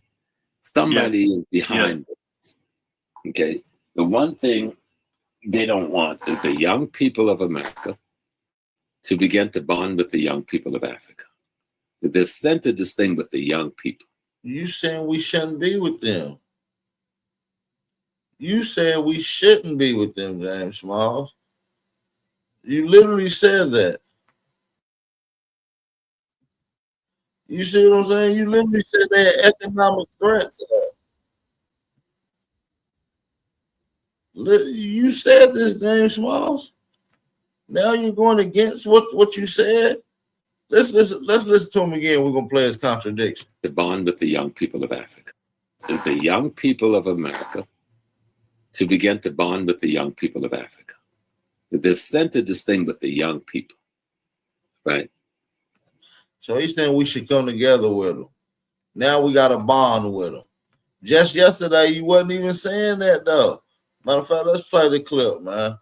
Let's shout to everybody. Peed on and played down because these people are so punked out and scared of the white man that they feel because they're scared of the white man, they got to be against us. Are they our people, brother, or are we our own people now? No, you got to understand. We have a race and then we have an ethnic place. We African Americans. Just like a guy from Africa, he can say he's African, but there's no country called African. He's either Nigerian, Ghanaian, Malian, or something. That's his ethnic nation. Racially, we are together, but economically, we may well be enemies. And we have to be clear on that, that our economic enemy is just that. And if you deal with your economic enemy like it's your friend, you're going to be the loser at the end of the day. See, he's singing a whole different tune. Matter of fact, let's play some more of what James Small said. We got more. Because everything they dig up is black, so it's kept very hidden here in America. I know who I am. When I was a child, my grandfather used to take me to visit the different burial ground and mounds because our people buried themselves in mounds in the woods of Oak Hill down in South Carolina. I thought that was absolutely normal. It wasn't until I left the woods and the farms where I grew up that I found people rejected ownership of being here before the slave ship. They thought that was a cop-out. Scared of what? Being African, especially as the 60s went on.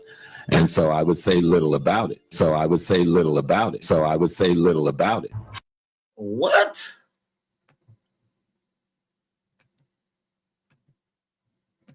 Come on, he's singing a different tune right now, family. Do y'all hear it?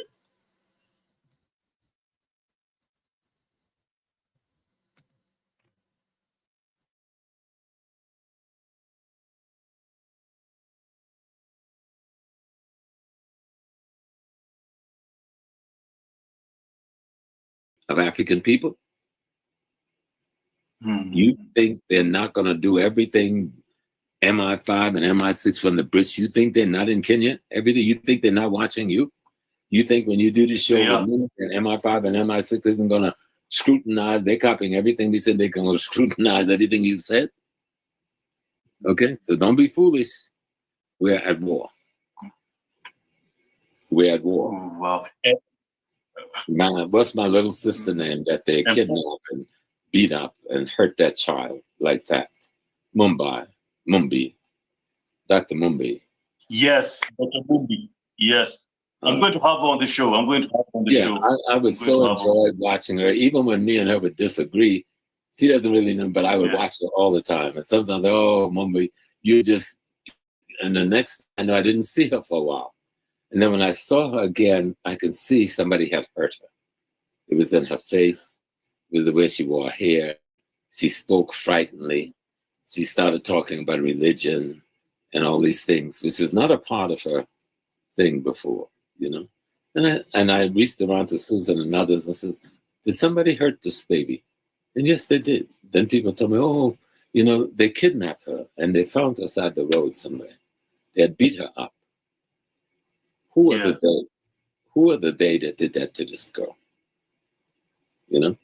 So we got to understand we have war. This is not a game.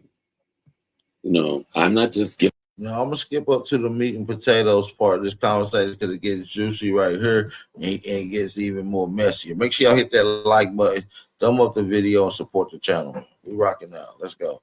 We got more to get into. Are you the CIA? Of course, he denies it at first.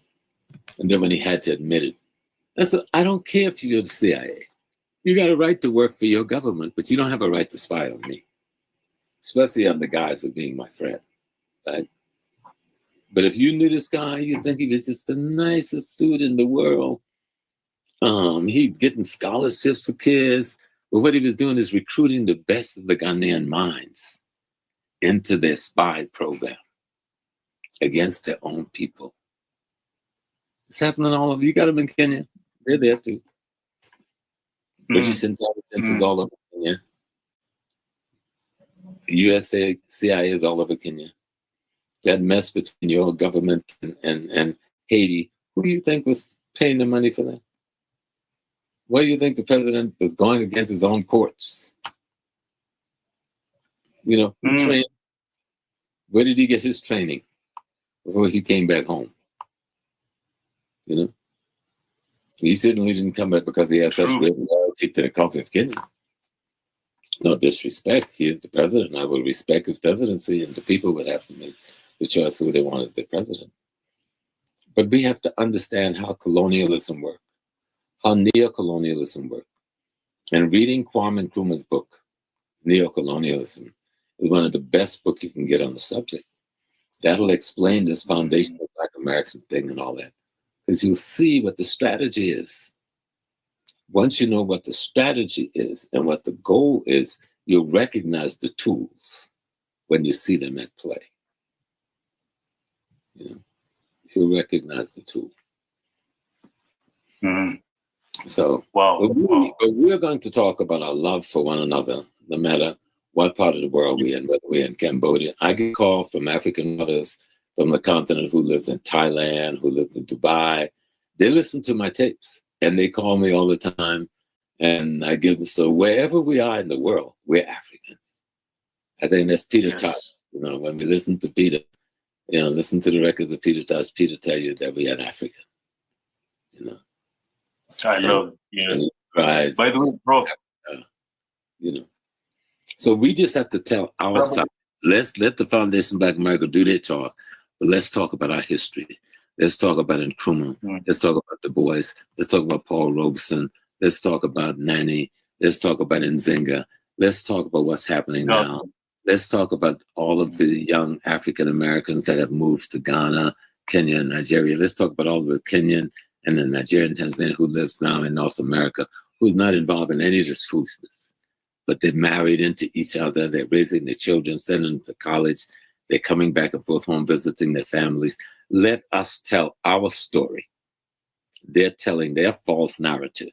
Let us over and over tell our story and let us. He's telling the damn false narrative right now as we damn speak. Story overtake their story. Because we got a better story. We got a story about African love. That's what Pan-Africanism is about. Do you hear this shit? African unity. That's what Pan-Africanism is about. African understanding of our culture. That's what Pan-Africanism is about. Talking about people sell people into slavery. So what you going to do about all the Black Americans selling dope on the streets every day? Okay, you'll talk about somebody sold you into slavery. Well, what do you think they're doing? Selling dope to our babies. What are you going to say about all the ones that... Y'all heard this nonsense? Call in. The call-in number is available for anybody that want to call in. It's on the screen. 901-666-9568. The call-in number is available.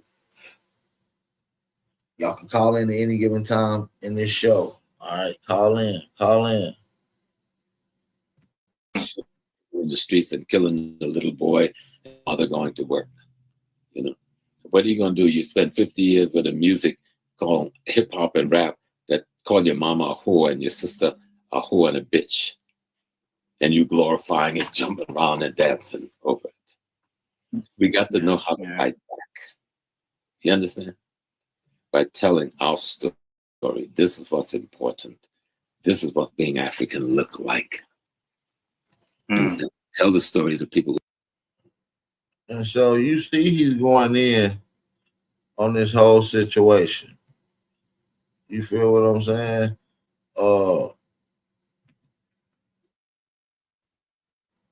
And like I said, he's going in at the whole FBA, calling Tyreek an agent, this, that, and the third. So I think it's worth the us checking James Smalls because he's contradicting himself in a major way. You feel what I'm saying? In a huge, huge way. And I want to play this little clip. I want to get into this conversation real quick. Shout out to everybody that's in the building.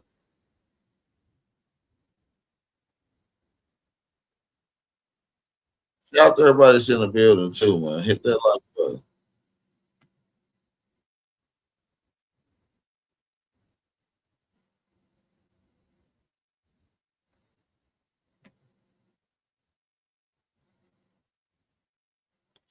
Hold on. Let me get into this bag. Let's get into this next bag of conversation. Shout out to everybody that's in the building, man. Drop a fire emoji if my audio is good and you can see everything loud and clear. Let's get into the actual man. Tariq Nasheed actually responds to James Smalls. Let's get into it. Hold on. There we go. Got it. Got powder out of here. But yeah, the thing with James Small, I know a lot of people are talking about that. You know, James Small, Professor James Small. A lot of people have been on his bumper because he was very, very disrespectful to the lineage, very disrespectful to me. And yeah, he said some little disrespectful stuff before, and I kind of let it slide. I didn't, I'm like, okay. He's in the new movie that we're working on, Hidden Colors 6.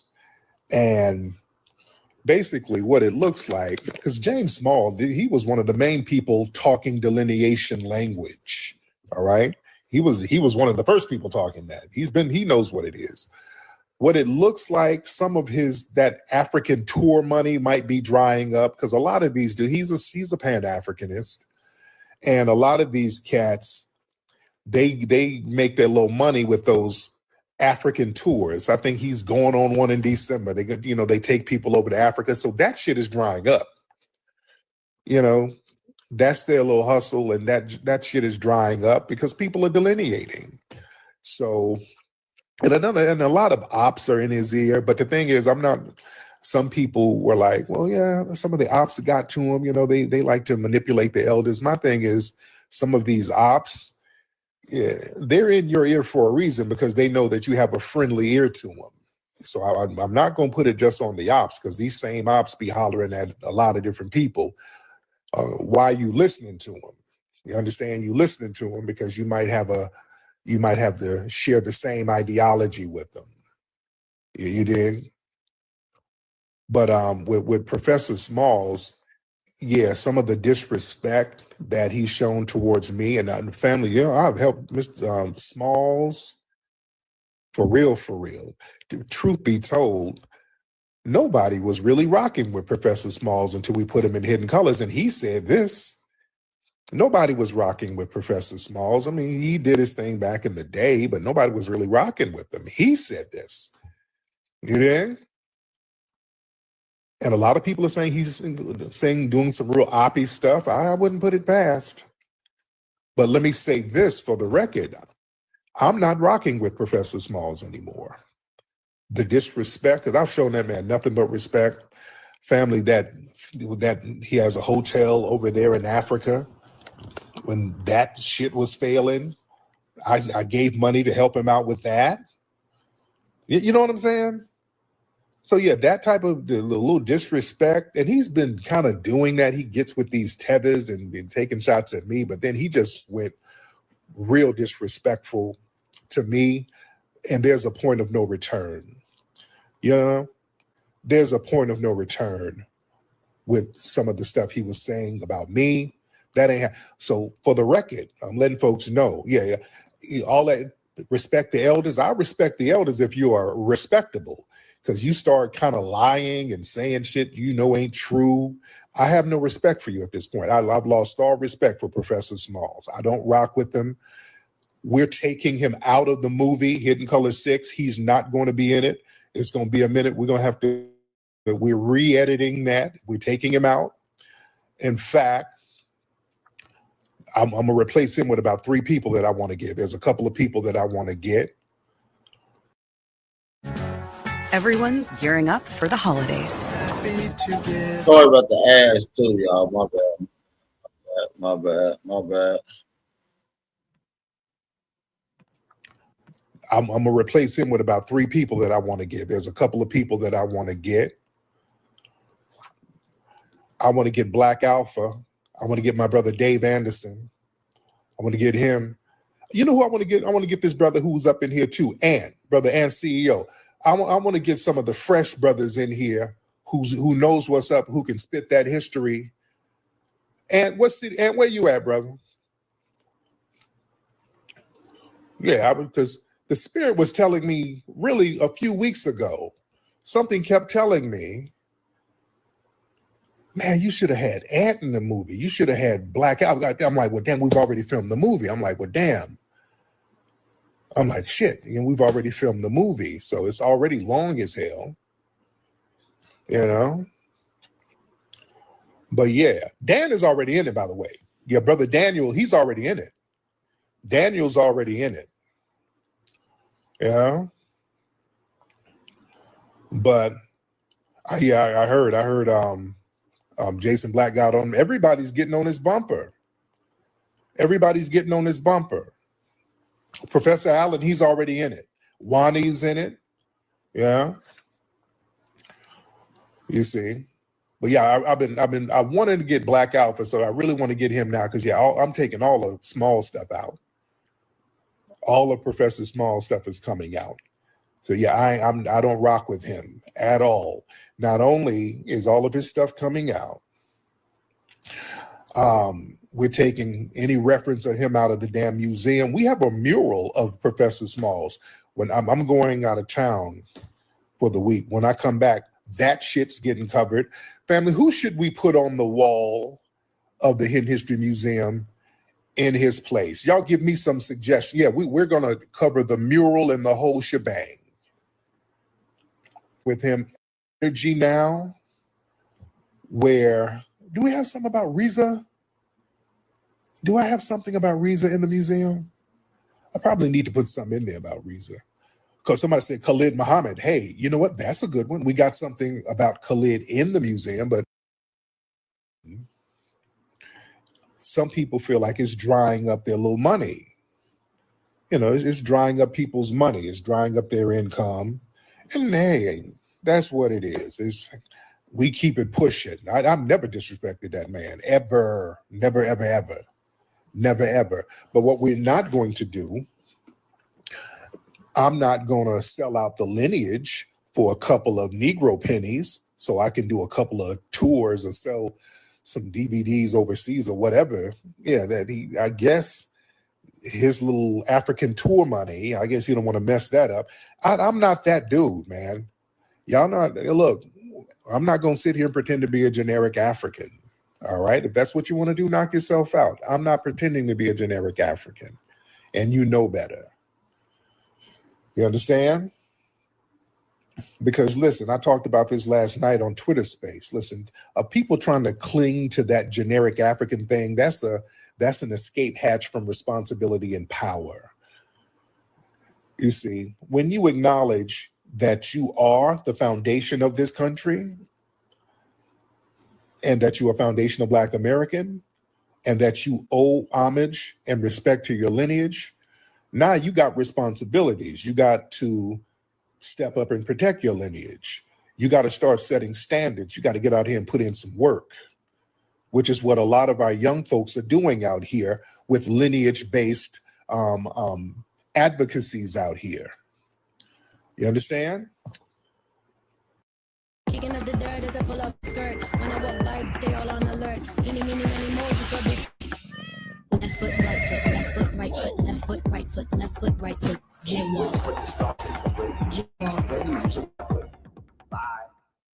From morning routines to weekend sidelines, when the temperature drops, bring the heat with Hot Hands, America's favorite warmer. Fast-acting, long-lasting warmth. Trusted coast to coast. Hot Hands, available everywhere you shop. So the thing is, man, a lot of these people who's on that African thing, and there's foundational Black Americans who's on that, who's,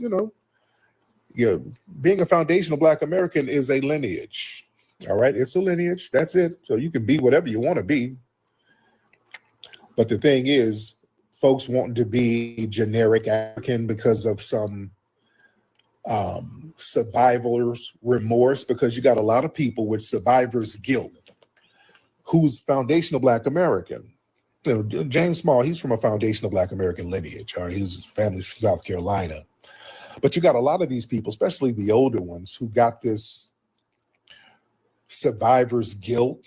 They think, okay, if you look out for your own lineage here, you're going to be anti-African and you owe them something, like you're betraying Africa and all that. Dude, man, we look out for our lineage here. If we choose to look out for the people globally, that's fine. But we don't have to do this Superman Batman shit where we're everybody's savior, where we're neglecting what's going on here. Yeah. So yeah, it's a whole new vibe right now. It's a whole new vibe right now, and a lot of people are clinging on to old ideologies. And this is what I like about the delineation movement, because it's not an ideology. It's not something that you can quit or join or disregard. You are your lineage. That's the great thing about it. And like I said before, these Pan-African circles, that's an ideology. That's why these Pan-African circles can be easily infiltrated. They're not about ideologies. They're not, I mean, they're ideological. They're not lineage-based. Pan-Africanism is based on broad, vague, borderless ideas. So anybody can come in and claim to be a damn Pan-Africanist. Anybody. Any op, anybody. Yeah. And the shit people been talking about Pan-Africanism for over 100 years and ain't no results. And hey, if you want to do that, if you want to sit around and have an idealistic view of Africa, knock yourself out. Some of us don't want to do that. Some of us are looking at our lineage here and saying, hey, this is what we're going to protect, because we can't sit here and let people erase us and have ethnic genocide. Yeah. So that's what it is. So it's a new day out here. But yeah, I'm not rocking with dude, and that's just what it is. And again, you know, the Hidden Colors series is about, you know, unity and everybody be on the same page. But hey, you know, life happens, man. Sometimes people be on some other shit. You don't know what it's about. And hey, there's a certain level of disrespect that you just can't take no more. Just like with Umar and those guys, you know, Umar, I let a lot of shit slide, and then I'm not letting it slide no more. You know? People get on some bullshit. You know? And when they get on some bullshit, usually they start falling off. You know? Let's be very, very clear. A lot of people that's really pushing the Pan-African talk are these these academics, these Democrat-aligned operatives, and other alphabet operatives, because they understand that Pan-Africanism blurs the lines between who's foundational Black American and who's not. And then reparations become muddled, lineage-based policies, they get all derailed. The immigrants start gaining access to specific resources for us. Yeah. And the only people who benefit are non-FBAs. You know what I'm saying? So we're saying, no, we're not doing that. We're saying that shit ain't happening no more. We're saying that is not happening no more. We're going to focus on lineage. Because they know that Pan-Africanism, that allows immigrant groups to claim our cultural accomplishments. You know, we're not taking credit for their culture. They're taking credit for ours.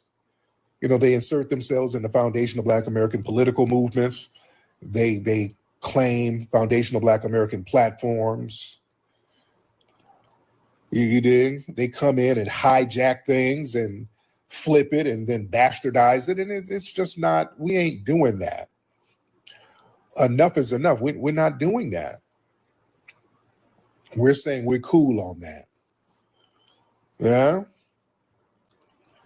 And let me say this, when people, and this is very important, because when people start talking about CIA and the FBI and all that, and then you can't bring up no receipts, you know, usually people who are a part of those alphabet gangs do that. That's an alphabet gang tactic. That's what they do. Now, shit, we know for a fact these Pan-African organizations were the main culprits for some damn FBI infiltration. Those were the main ones. Yeah. When people walk around talking about foundational Black Americans is an FBI operation, watch them. Today I'm going to make a beat. We're going to Output's new plugin co-producer, play your beat. It's going to analyze it. I'm bad about the ads. She don't know about no damn beats. Watch them. That's a disinformation tactic within itself, because you see they can never bring up any proof or any evidence or what would the agenda be? See, real operatives, they push claims that cannot be proven or disproven. They'll say, FBA, that's a CIA operation. Okay, then what's the mission? Name the mission. What's the agency objective? What's the federal benefit? What's the operation number? Yeah. Those are classic Fed disinformation tactics designed to muddy the water, to not explain anything, just to throw some shit out there and never explain it. Yeah.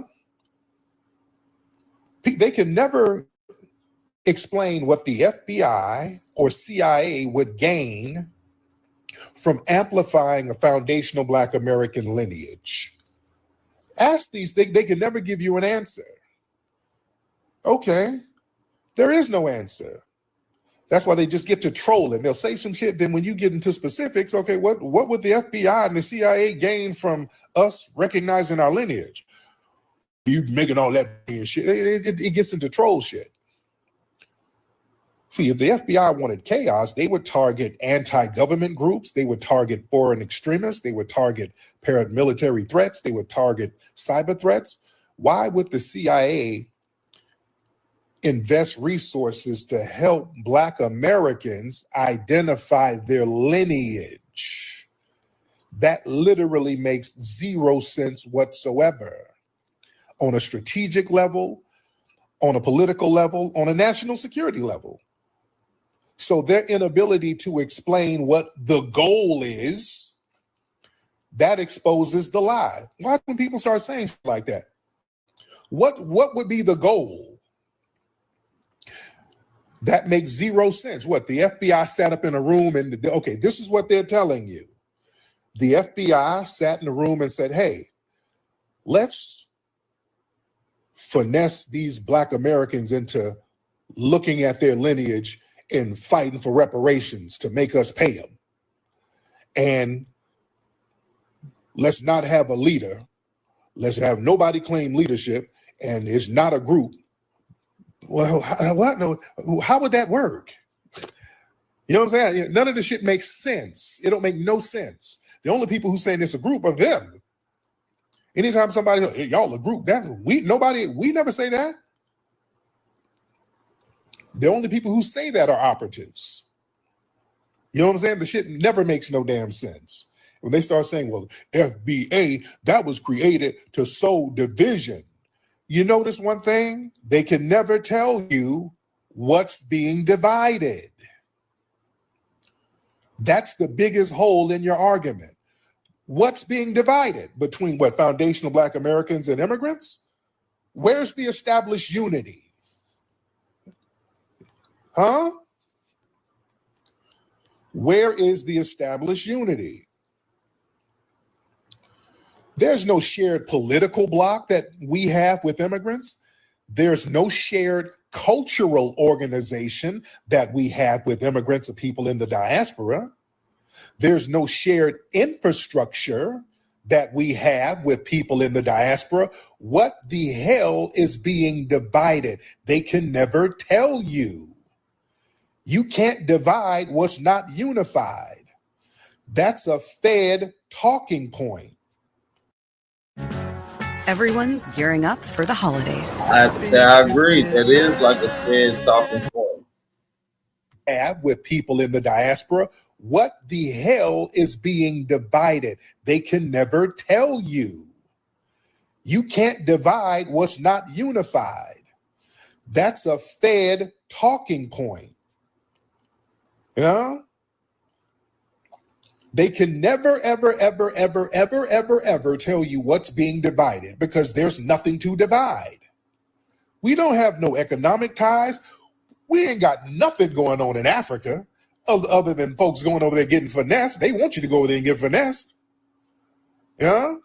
We don't have nothing going on over there. They don't have nothing going on over there. That's why they're coming over here. What is there to divide? Yeah? You can't divide, quote, a diaspora that's already functioning separately. These Black immigrants come over, they got separate media, there's separate ethnic organizations, there's separate advocacy groups, there's separate political agendas, there's separate immigrant coalitions. We don't have nothing going on with them unless they come over here and cosplay as us. Yeah, everything is us giving them stuff. We don't get nothing from them. Literally nothing. Fast money, you mean the same oppressor, but you know, fast money is a tether from the UK. Yeah, but you don't fight the oppressor like we do. Yeah, you don't fight the oppressor like we do. Y'all come over and join with them. That's the problem. Y'all don't look at them as an oppressor. Somebody made a very good point. Y'all look at Fast Money, and I know he's an immigrant tether from Nigeria who's living in the UK. Somebody made a phenomenal point. Fast Money, you and the Three Musketeers, y'all got all types of, all over Africa, y'all got pejorative terms for foundational Black Americans. Akadas, Abibs, Jarirs, all these little weird names for us. Y'all don't have no negative names for white people. Y'all don't be calling them all types of crazy names. Y'all don't have no names for them. Yeah? You don't have no names for them. At all. And when they show up, y'all get to dancing. Y'all get to dancing and making them flip-flops click. Yeah? So yeah, don't miss me with that. We got the same oppressor, because you're not fighting the same oppressor like we do. Y'all made deals with the oppressor. We didn't. Y'all made little paperwork plea deals with these people. We never did. You understand? So let's be very, very clear. Oh yeah, though, those flip-flops get to pitter-pattering when the white people show up. Come on, when they show up, they get the grooving. Yeah, we look at them differently. Yeah? Come on now, but listen. The CIA, man, that's COINTELPRO rhetoric. They use that for every Black empowerment movement. They've done that since the 1930s and 40s. Anytime there's a Black movement, what do? They go out here and say, oh, it's a communist front. Oh, it's foreign influence. They would do all that communist shit with Dr. King. Or outside agitators, or radicals, or subversive organizations. So it's the same script. They just reword it. They try to discredit Black movements. Yeah. And these talking points only target Black lineage groups that demand something tangible. See, Pan-Africans, they ain't really... there's no demand with the Pan-Africans. That's why they fund that. The Pan-African stuff, they'll fund that left and right because there are no demands. There are no demands for that. It's all about idealizing Africa. Yeah? It's all about fantasizing about Wakanda and all this stuff. Dude, that's why they fund this. They have a blank open check for African studies and all that. And I'm not knocking Africa, not knock yourself out, but that's not a threat. Us over there looking at Africa, that's not a threat. That's why they don't have a problem with funding that. Notice the problem is when we start looking at our lineage in the land here, because now we're talking about transferring power. That's Black empowerment. That's the real threat. We're talking about power moves now. We're talking about these political parties are going to have to break bread. That's power. We're talking about transferring wealth, ladies and gentlemen. Ain't no CIA and them people gonna fund that. They'll fund your ass to sit up here talking about moving to Ghana. Oh, yeah. Oh, yeah. Oh, yeah, absolutely. We'll help you. Come on, Cobra, because that's what Cobra, those fake reparations organizations, these Pan-African reparations organizations, the minute we start talking about money, these old Negroes pop up. Hey, we don't need no money now. Reparations is more than a check. Well, we want to repatriate to the motherland. What? And we see why these groups have been around for so long and they're getting funded. Who you think are funding these people? Style and substance in the GMC Sierra. Huh?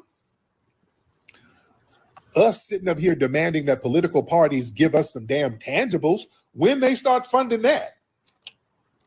When they funded that. Yeah? Hold on. Man. Who is this? Ingenious, hop on in, Ingenious, since you in here trolling. Ingenious, hop on in. Ingenious, hop on in here. Man. Yeah, you're not going to troll in the comments section. If you're going to say something, you better hop up here and say it. Don't be in here trolling in the comment section, because we do know a lot of you ops are in here. We do know a lot of you ops are in here. But notice they never accuse these useless symbolic organizations of being CIAs. Some of these dudes who stay up on YouTube instigating beefs all the time. Now we know that those are the real damn operatives, because you see people who've been around for a long time and they don't really have that many views, but they've been around for years and years and years and they can still barely get views, but they're just lurking around. So if you're failing that long, you would do something else. There's one guy I talked about before. This guy, he was around before YouTube. He was a podcaster from back in the day. I think this dude, I think he still might be around. This dude to this day, like 15 years later, can't get more than 100 views. And he would be trying to instigate little podcast beefs from like 15 years ago. And I'm like, this is a failure. This dude, nobody listens to him. He gets like 20 listeners on his podcast. Come to find out, his dad worked for the FBI.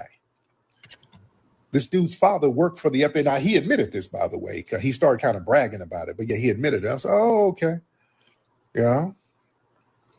Somebody said my clothes are done. Yeah, we're washing clothes. Y'all can hear my washer? Y'all can hear the washer? You dig? So listen. Yeah, some of these fake RBG organizations, these ineffective unity circles, all of these people who are the real ops who sit around monitoring stuff and then reporting back. Yeah, nobody points the finger at them, but Foundation of Black Americans, this delineation movement that threatens political structures, that threatens the immigration agendas, which the dominant society wants. They want immigration. The Black grassroots said, no, we're not prioritizing that. You understand? These corporations want immigration. They wanted that cheap labor. That's why they were spending billions of dollars to get Kamala Harris in office. Who are the real ops? Who's really being funded? You're not going to fund a grassroots movement. But family, when we make moves as Foundation of Black Americans on the grassroots, where it affects political parties, that's a threat, ladies and gentlemen, because the Foundation of Black American grassroots crashed out Kamala Harris's bid for presidency. And they know this. And these people spent billions of dollars on this woman. They were bringing out the heavy hitters and she still failed. And the failure was because of the Black grassroots. You think they don't know that? That's why when she lost, all of these operatives started attacking the Black grassroots. They started attacking the Black grassroots. Yeah. So we got to understand the narrative of these federal discrediting tactics. Their talking points, they put out some shit, they never have any evidence. You can't explain what the mission is. It's completely illogical.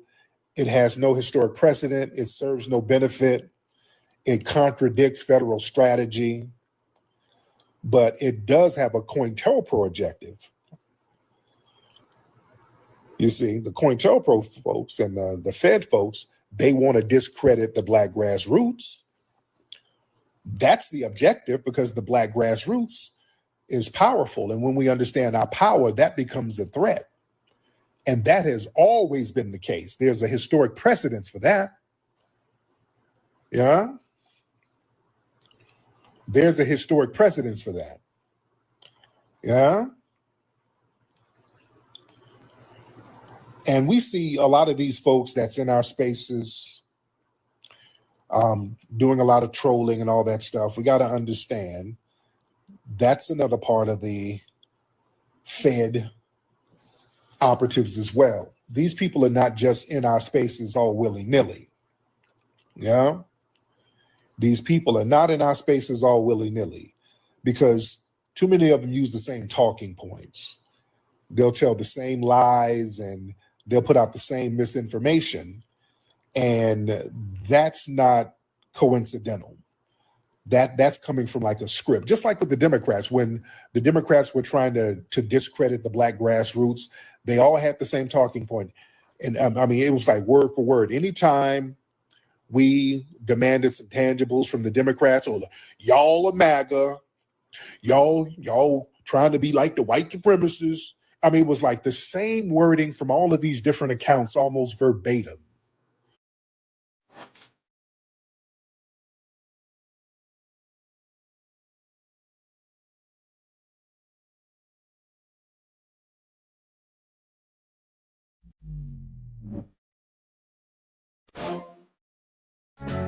Everyone's gearing up for the holidays. Happy together. In a Chevy of their choice. And it all comes together in a Chevrolet. Chevrolet, together, let's drive. Yeah, y'all hate Black woman. Y'all want to be like the white man. Y'all must be MAGA. It's the same regurgitated talking points over and over and over again. And as we see now on Twitter, boy, they did a phenomenal thing that I love on Twitter. I love what they did. They got something where you can see people's origin country. So wherever they're tweeting from, there's a thing you can push to see what country they're in. So a lot of these folks are getting exposed left and right. We've been telling people that a lot of these people are not even from here. All of these anti-foundational Black American pages and all these pages that try to stir up gender wars, man, these are people who are in China and India and Kenya and Nigeria and Australia and New Zealand. Oh, they're scrambling over on Twitter right now. They are scrambling. Man, there's tether fest over there. Boy, it was one dude, boy, he was one of these Democrat shills all up in people's, telling people how to vote. Y'all better vote. We got to vote for Kamala. If we don't vote for Kamala, we gonna, all that, we found out his ass is up in Canada, and he's a Bahamian dude who don't even live here. So they've been exposing people left and right, which is good. Man, it's crazy. Twitter is going through hell right now, and I love it.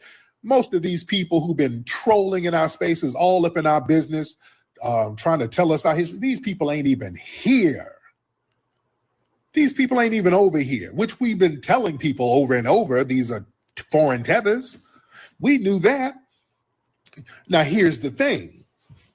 Who's paying them to do all that? Yeah? Yeah, Twitter's out of control. They're losing their minds over there, but they're scrambling. People are deleting their accounts, the whole shebang. Yeah? So, family, all these people, man, we're looking at these accounts. The common denominator is you have foreign accounts from all over the world focused on us. Everything is focused on foundational Black Americans. They're trying to start gender wars with us. They're trying to influence the way we vote. They're trying to get us to not look at lineage. They're running around the CIA. Y'all the CIA, if y'all want to delineate, y'all just trying to stop you. And a lot of them are foreigners. That shows the power of delineating. Family, I want y'all to understand how powerful this delineation movement is. It's revealing and exposing everybody. There's an exposing energy out here, ladies and gentlemen, and that's a great thing. That's a great thing. Yeah? Because we need that. We need to put everybody on Front Street out here. Yeah? Let's be very, very clear. And you're right. And we got to put a lot of these people on Front Street. And you got to ask yourself, why is James Smalls going against everything he once said?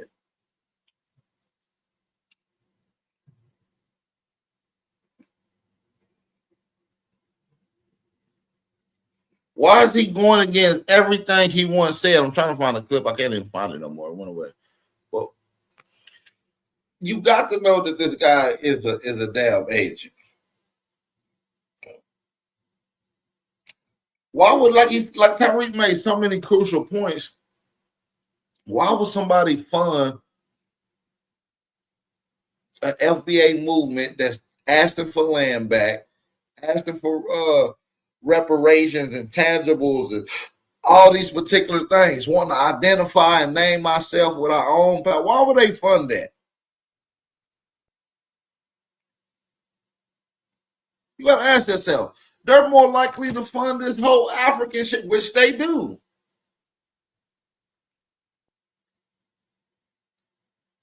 African studies and African genetics and all that. This ain't no shit that we came up with ourselves. This coordinated trolling, that's not coincidental. That's not coincidental whatsoever. And the mission, they really want to undermine foundational Black American lineage. And that undermines our reparations demands. You see, that's what a lot of that's about. It really undermines our reparations demands. So we got to understand where a lot of this stuff is coming from, ladies and gentlemen. And also, because what's happening right now with the foundational Black American delineation movement, it's very powerful, ladies and gentlemen, because it's decentralized.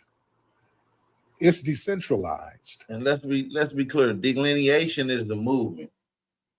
You know what I'm saying? And that's the movement that got this ball rolling thanks to the Aboriginals in the community, because we've been some of the first people delineating, saying, no, we're not African, we're from here, we have our own culture, we have our own genetics, we have our own everything. We're not y'all. No offense. And I'm glad that now this is becoming a huge thing, because delineation is a must. This protects the foundation and the integrity of our future, economics and political seating. We got to know that. And this is the first Black movement, ladies and gentlemen, that can't be infiltrated. See, every other Black empowerment movement can be easily infiltrated. I talked about this before. And this one can't, and that's why it's so powerful. And because it can't be infiltrated, because it's leaderless, you understand? Because delineation power is tied to bloodline. It's all about who you are, who you're born as. See, that scares a lot of people because it's not built on vibes or slogans or a single organization. It is built on lineage. So you can cancel a hashtag. You can buy or even infiltrate an organization. You can get a brand, like Black Lives Matter was a brand. That was a brand that was co-opted. All right, and they sullied that up. But you can't cancel millions of people whose very family history is tied to a specific land and it's tied to a specific debt. So that kind of lineage-based claim is legally, morally, and politically powerful. That's why everybody's watching it closely. They're watching what we're doing. And a leaderless lineage-based movement, it can't be decapitated. That's why they keep trying to manufacture a head. You understand? See, traditional counterinsurgency strategy is all about finding a leader, isolating the leader, and then demonize the leader, or turn on the leader, whatever. The problem with foundational Black American delineation, there is no former hierarchy to decapitate. Legato cinematic strings. Sorry about Hold the on, ass, hold y'all. on. Yeah. Strategy is all about finding a leader, isolating the leader, and then demonize the leader, or turn on the leader, whatever. The problem with foundational Black American delineation, there is no former hierarchy to decapitate. The energy is horizontal. It's all lineage. That means everyday foundational Black Americans, they're doing their own research. They're doing their own genealogy. They're filing suits. They're organizing. So there is no leader at all. You can't lead a lineage. So that's why there's the desperate push by the alphabet people and the operatives. That's in here too. You got these operatives. That's why they always try to pretend that there's a single boss that they can attack. That's fed propaganda. Yeah. They're trying to create their own manufactured false leader, which doesn't exist. And this is why the smear campaigns against me don't work. And this is why they're getting desperate. I mean, you can just obviously tell from what James Small said then into what James Small said now. And this ain't his first time really going in on particular Black Americans. This ain't his first time. This ain't his first rodeo. You see what I'm saying? That whole interview was very disrespectful that you heard from him on the African Dudes platform. You see what I'm saying? It was very disrespectful.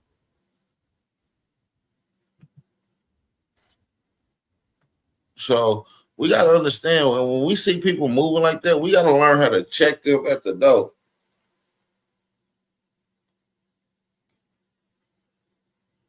We got to learn how to start expressing who we are. Even when people like James Smalls, they elders or whatnot, but they got to be checked at the door. They're giving our people a false sense of reality. A true false sense of reality. Hold on, let me pull the clip back up. Accidentally took it off the screen. Accidentally took it off the screen. All right, let's get it pulled back up. Shout out to everybody that's in the building, though.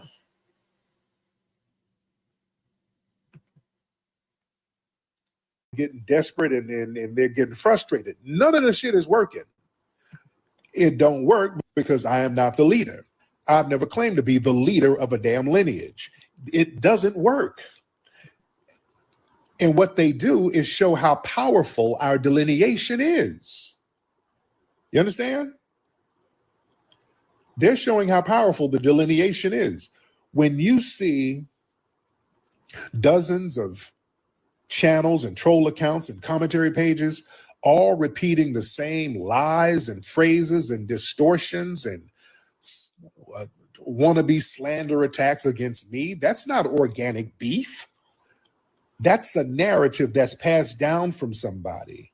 Listen, real organic criticism is varied. When the talking points, ladies and gentlemen, are damn near copy and paste, it's literally the same words over and over. Well, grifter, FBI plant, fake activist. That's a script. Yeah, that's message discipline where you're supposed to say the same shit over and over. That's like a propaganda psyops. You make people say the same thing over and over again. That's coming from a central location, you know, and they put it through different faces so that it makes it seem like it's organic. That's why when we see these people accounts, why are people in London and Kenya and China saying all this weird shit? Why are all these foreigners saying that? People ain't even over here. Yeah. Oh yeah, cult. That's another thing. Yeah, cult. Yeah. And just the sheer volume, because family, you got people with like whole Twitter pages just dedicated to slandering one man. You got TikTok pages here. You got several who just got videos, AI videos of me, just trying to discredit me. It's like a desperate obsession. And then you have the feds getting their operatives to file frivolous. First of all, who's keeping that hotel afloat over there in Africa? Is the CIA keeping your little hotel afloat? You gotta ask yourself: is the CIA keeping this nigga hotel afloat? It ain't like it's a major attraction in the area. Lawsuits, then that's the same shit they did to Asada Shakur. Remember before she went through what she went through, they had the COINTELPRO program, they had all these different ops bringing her in and out of court on bogus charges, and she kept beating them. Same thing going on with me. They got the FBI operatives. I'm going in and out of court with bogus, frivolous charges. Same thing. What's that? Hold on 1 second. Hold on. Okay. Hold on 1 second. There we go. Sorry, guys. There was some stuff going on. All right. But just the sheer volume of the obsession level, that's a red flag. That's not just random haters. A normal person who might disagree or whatever, they'll just say, oh, I don't like that, and they'll just move on. What you see is just whole channels just built around trying to discredit me, posting nonstop, literally daily with hour-long rants and edited hit pieces. There's one dude, this dude made damn near a documentary lying about me, slandering me, some tether. That's some CIA shit because looked like it was produced. It took money to do that. And I do films. You just ain't putting up shit willy-nilly. You know? That's some shit coming from the top. You understand? This ain't just some random hater. Just posting nonstop. I said there was some people, and I pointed this out on Twitter one time. Here's how to get high when you're not 22 anymore. Let's be real. The days of sketchy dealers and there were some people doing these disinformation campaigns against me, especially around election season. You'll see a lot of disinformation campaigns about me because people think I'm too influential for my own good. So you'll see a lot of them specifically targeting me. And I've talked to people who work for the DNC and the RNC too, for both parties, by the way. I know some insiders who told me, hey, man, they send memos at these think tanks about you. They've given these people memos about attacking me. You understand? Because they feel like I got way too much influence and I'm not bought by anybody. You understand? The fact that you can't call my white boss, because I ain't got one, to reel me in, that's what the problem is. Yeah? But I saw some cats, man, I saw a pattern. They would do these, there were these anti-Tariq pages, and literally just all day, everything was just posting lies about me, just making up everything under the sun. And I noticed these pages, they would always start at around 6 a.m. They would post from 6 a.m. literally every day at 6 a.m. and they would stop at around 4 p.m. They got these little scamming groups all around Africa that's getting paid by the Russians and shit to cause propaganda on social media. And it'd be a bunch of Africans that's working for them. They on cell phones. They go to this little building. Like it's literally like a job, trolling job. And I saw a pattern of this. Now, that's not random. That's a job. That's somebody with a job. These are people who are hired. When you're doing the same thing at the same time, yeah, they're at work. Yeah, I noticed that's somebody at work. You are at a job. You had to punch in Yeah, those are work hours. That's a schedule. And it's like every day it started at 6 o'clock. Like 15, 20 accounts started at 6 o'clock and it just stopped at 4. And all of them, Tariq, that nigga's a ripper. I hate Tariq. The CIA and the FBA is the same thing. I mean, every day the same thing, same time and everything. Yeah. You see? Yeah, that's like some call center shit. So you got to understand these smear campaigns, that's like psychological warfare. The goal isn't to make people dislike Tariq. Let's be clear. The goal is to create confusion, fatigue, and distrust about the idea of us delineating. Right. They don't like us delineating. James Smalls was just telling us to start delineating. He was telling in 2020, 5 years from today, James Smalls was telling the masses that we need to delineate that these people ain't never been part of none of our movements, especially the Pan-African movement, and that these people are parasites and leeches and ultimately is our economic enemy.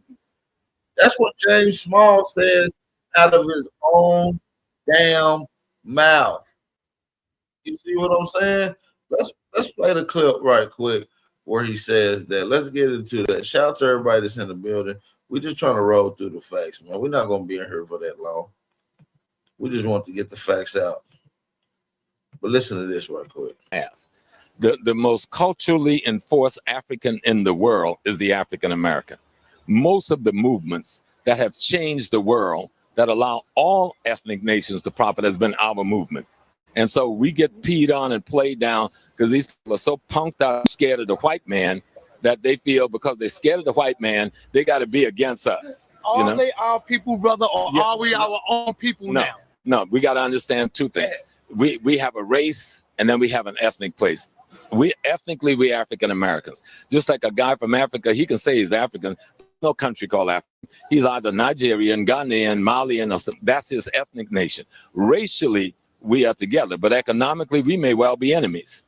And we have to be clear on that, that our economic enemy is just that. And if you deal with your So he's saying the same thing we saying now. He was saying that 5 years ago. Now he's singing a different tune. And like Tariq Nasheed said, that seems more logical to be agent behavior than anything that our people is doing. Yeah. You think the government is going to pay us to say, oh, this is our homeland and we want our land back? Come on, man. That don't even make no damn sense. That's the goal, to create a lot of confusion. But the thing is, it's a leaderless delineation movement. So you can't just tie it to one person. That's why attacking me never works, because everybody just woke up at the same time. Everybody just woke up at the same time. You understand? And that's why this thing is so powerful. Because people are doing their own research. People, you're going to work and you're seeing what's at your job. You see when one Jamaican comes to your job 2 months later, it's 20 Jamaicans working in there and you about to get fired. People are seeing this kind of stuff and logging it in. They're like, damn. Yeah, shit, we are getting etched out. People are just waking up. You understand? People are just waking up. We saw what happened with Essence. Y'all can't blame me for people waking up and calling Essence out. That ain't me. People just saw what it was. They saw it was a hostile takeover. They tethered Essence up. They went over there to Essence and got that brand and sullied it and tried to Africanize it. It went to hell. And then everybody started complaining. Even the artists, hell, Stephanie Mills had to write a letter to Essence. They're like, y'all, this was raggedy. Everybody was complaining. Yeah. Come on now. People are seeing these politicians in their communities who are foreigners who's out here finessing money. Over in Minnesota, them Somali politicians are scamming left and damn right. Your tax dollars. Down in Florida, that Haitian U.S. Congresswoman, whatever she was, scamming money. scamming your tax dollars. People are just looking at this stuff and saying, damn,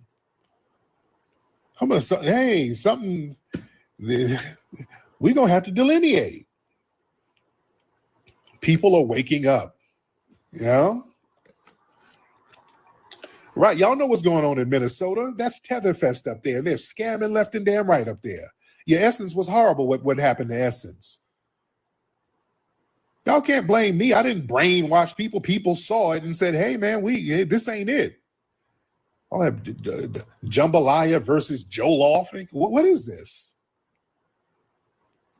People were just cool on that. Yeah.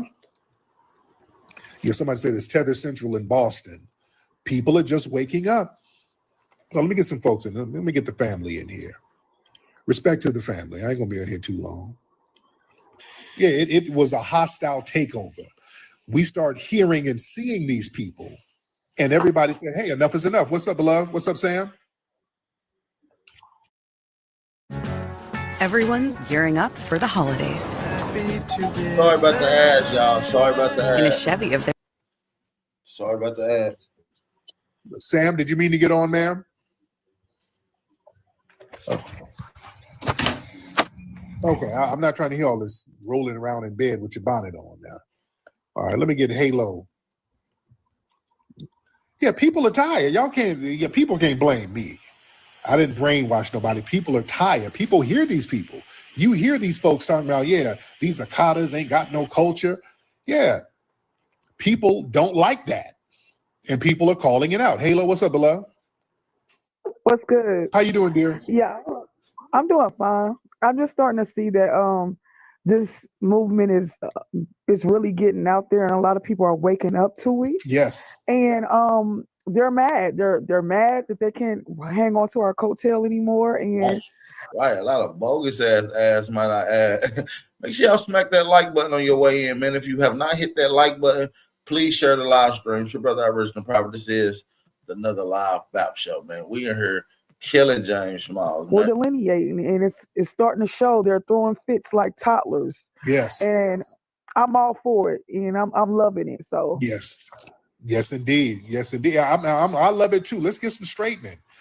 Hey, to make an omelet, you got to crack eggs. And some people you're going to be cool with. Some people you're going to fall out of favor with. Listen, I'm lineage based. I'm all about my people here first. You understand? I'm all about my immediate family first. Let me tell you something about the Pan-African thing with Smalls and those guys. See, the thing is, when you go over to Africa and you get you got a little name, you got a little notoriety, they'll roll the red carpet out for you. When you go over to Africa and you got a little notoriety, you got a little name, they kind of roll the carpet out. They'll roll the red carpet out. They'll treat you special over there. And a lot of these guys, they like getting treated special when they go over there. Like people talk about Malcolm X when he went over there and how they treated him. Well, Malcolm X was an international icon at the time. So yes, they're going to kind of cater to Malcolm and, say some stuff he wanted to hear, whatever. When certain Pan-Africans come from here, go over there, you coming over there with tours and stuff like that. So they're like, oh, good, we're going to make money with these niggas. So yeah, you helping them make some money. Yeah, you bringing over people to fuel their economy. So yeah, they're going to treat you a little special. Yeah. And when I went over there, they rolled the red carpet out for me. They treated me lovely. I was all in the media over there. They rolled the red carpet out. I'm going to thank you for the respect. But the thing is, I'm different from the Pan-Africans. I'm like, okay, listen.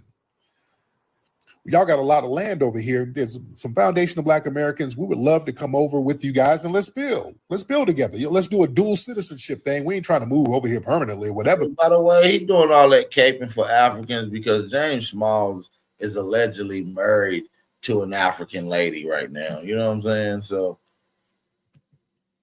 but let's do a dual citizenship so we can come over and do business and build some stuff and we can go. You know what I mean? We're going to end this show right here. But yeah, James Smalls do all that talking.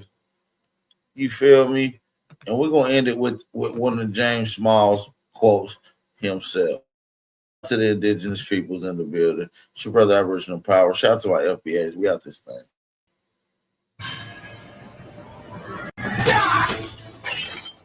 but anybody looking at my face can see who I am. The people called Indians is an Asiatic population, a Mongolian population, a Mongoloid population that came over here 10,000 years ago. The people who lived in those islands in the Caribbean and the people who lived on the mainland of North America, South America were African people. What about the Aborigines I'm talking about? Aborigines simply is a reference to being original to that space. Right. Those were African people. They came here from Africa like everybody else in the world. Okay. And so we were just Africans that got here earlier than those who came on the boat. Matter of fact, there's a young brother who wrote a book about Mexico, and he met some people. He's a Muslim brother. I was going to remember my brother's name, but he did this small piece on the history of Mexico, on the blacks and Mexicans. And there's two communities there, the ones who say we came before the boats and the ones who came on the boats. This is not a secret. And in southern Mexico, many of those towns are black and run by black sheriffs and black mayors. We don't hear about them. We've been in this hemisphere for hundreds of thousands of years, just like we've been in Australia, Papua New Guinea, Philippines, Hawaii. We are the indigenous population, the African population, even though the word Africa may be new rather, and is only about maybe 1,000 years old. The people who lived here before the so-called Indians came were Africans, just like the Africans on the continent at home.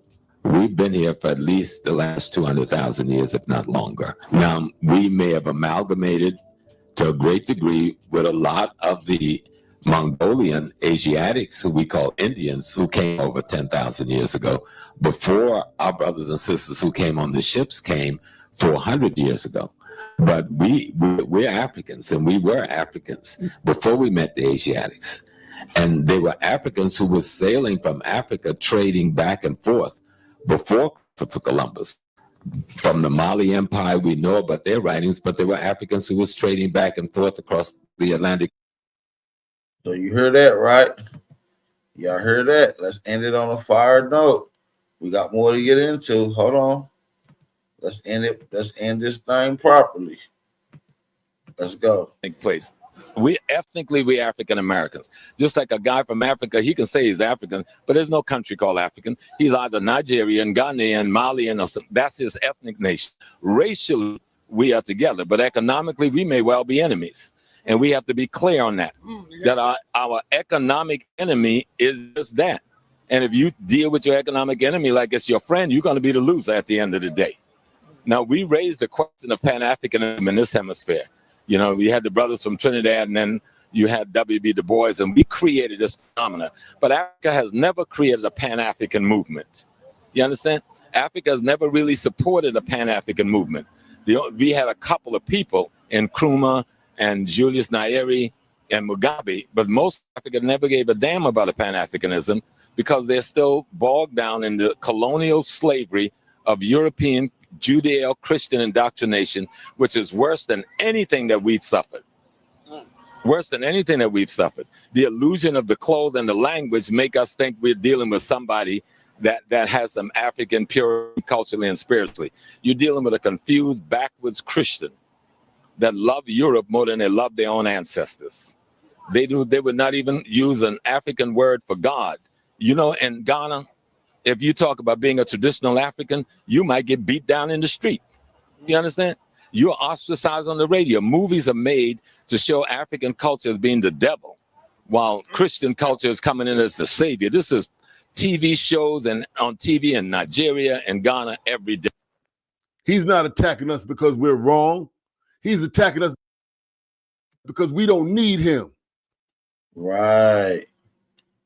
That's one of the greatest points. Let's get up out of here. Shout out to everybody that's in the building. It's your brother Aboriginal Power. If you enjoyed the live stream, hit that like button of the video. And we out of here. Keys on the train, on the train, on the train, on the train, on the train.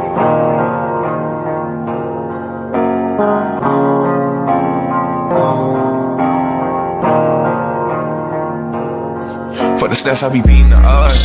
In the blood, it be making me calm. Ride the turbines just like I'm Saddam. I'ma blow up just like I'm a bomb. I'ma leave it.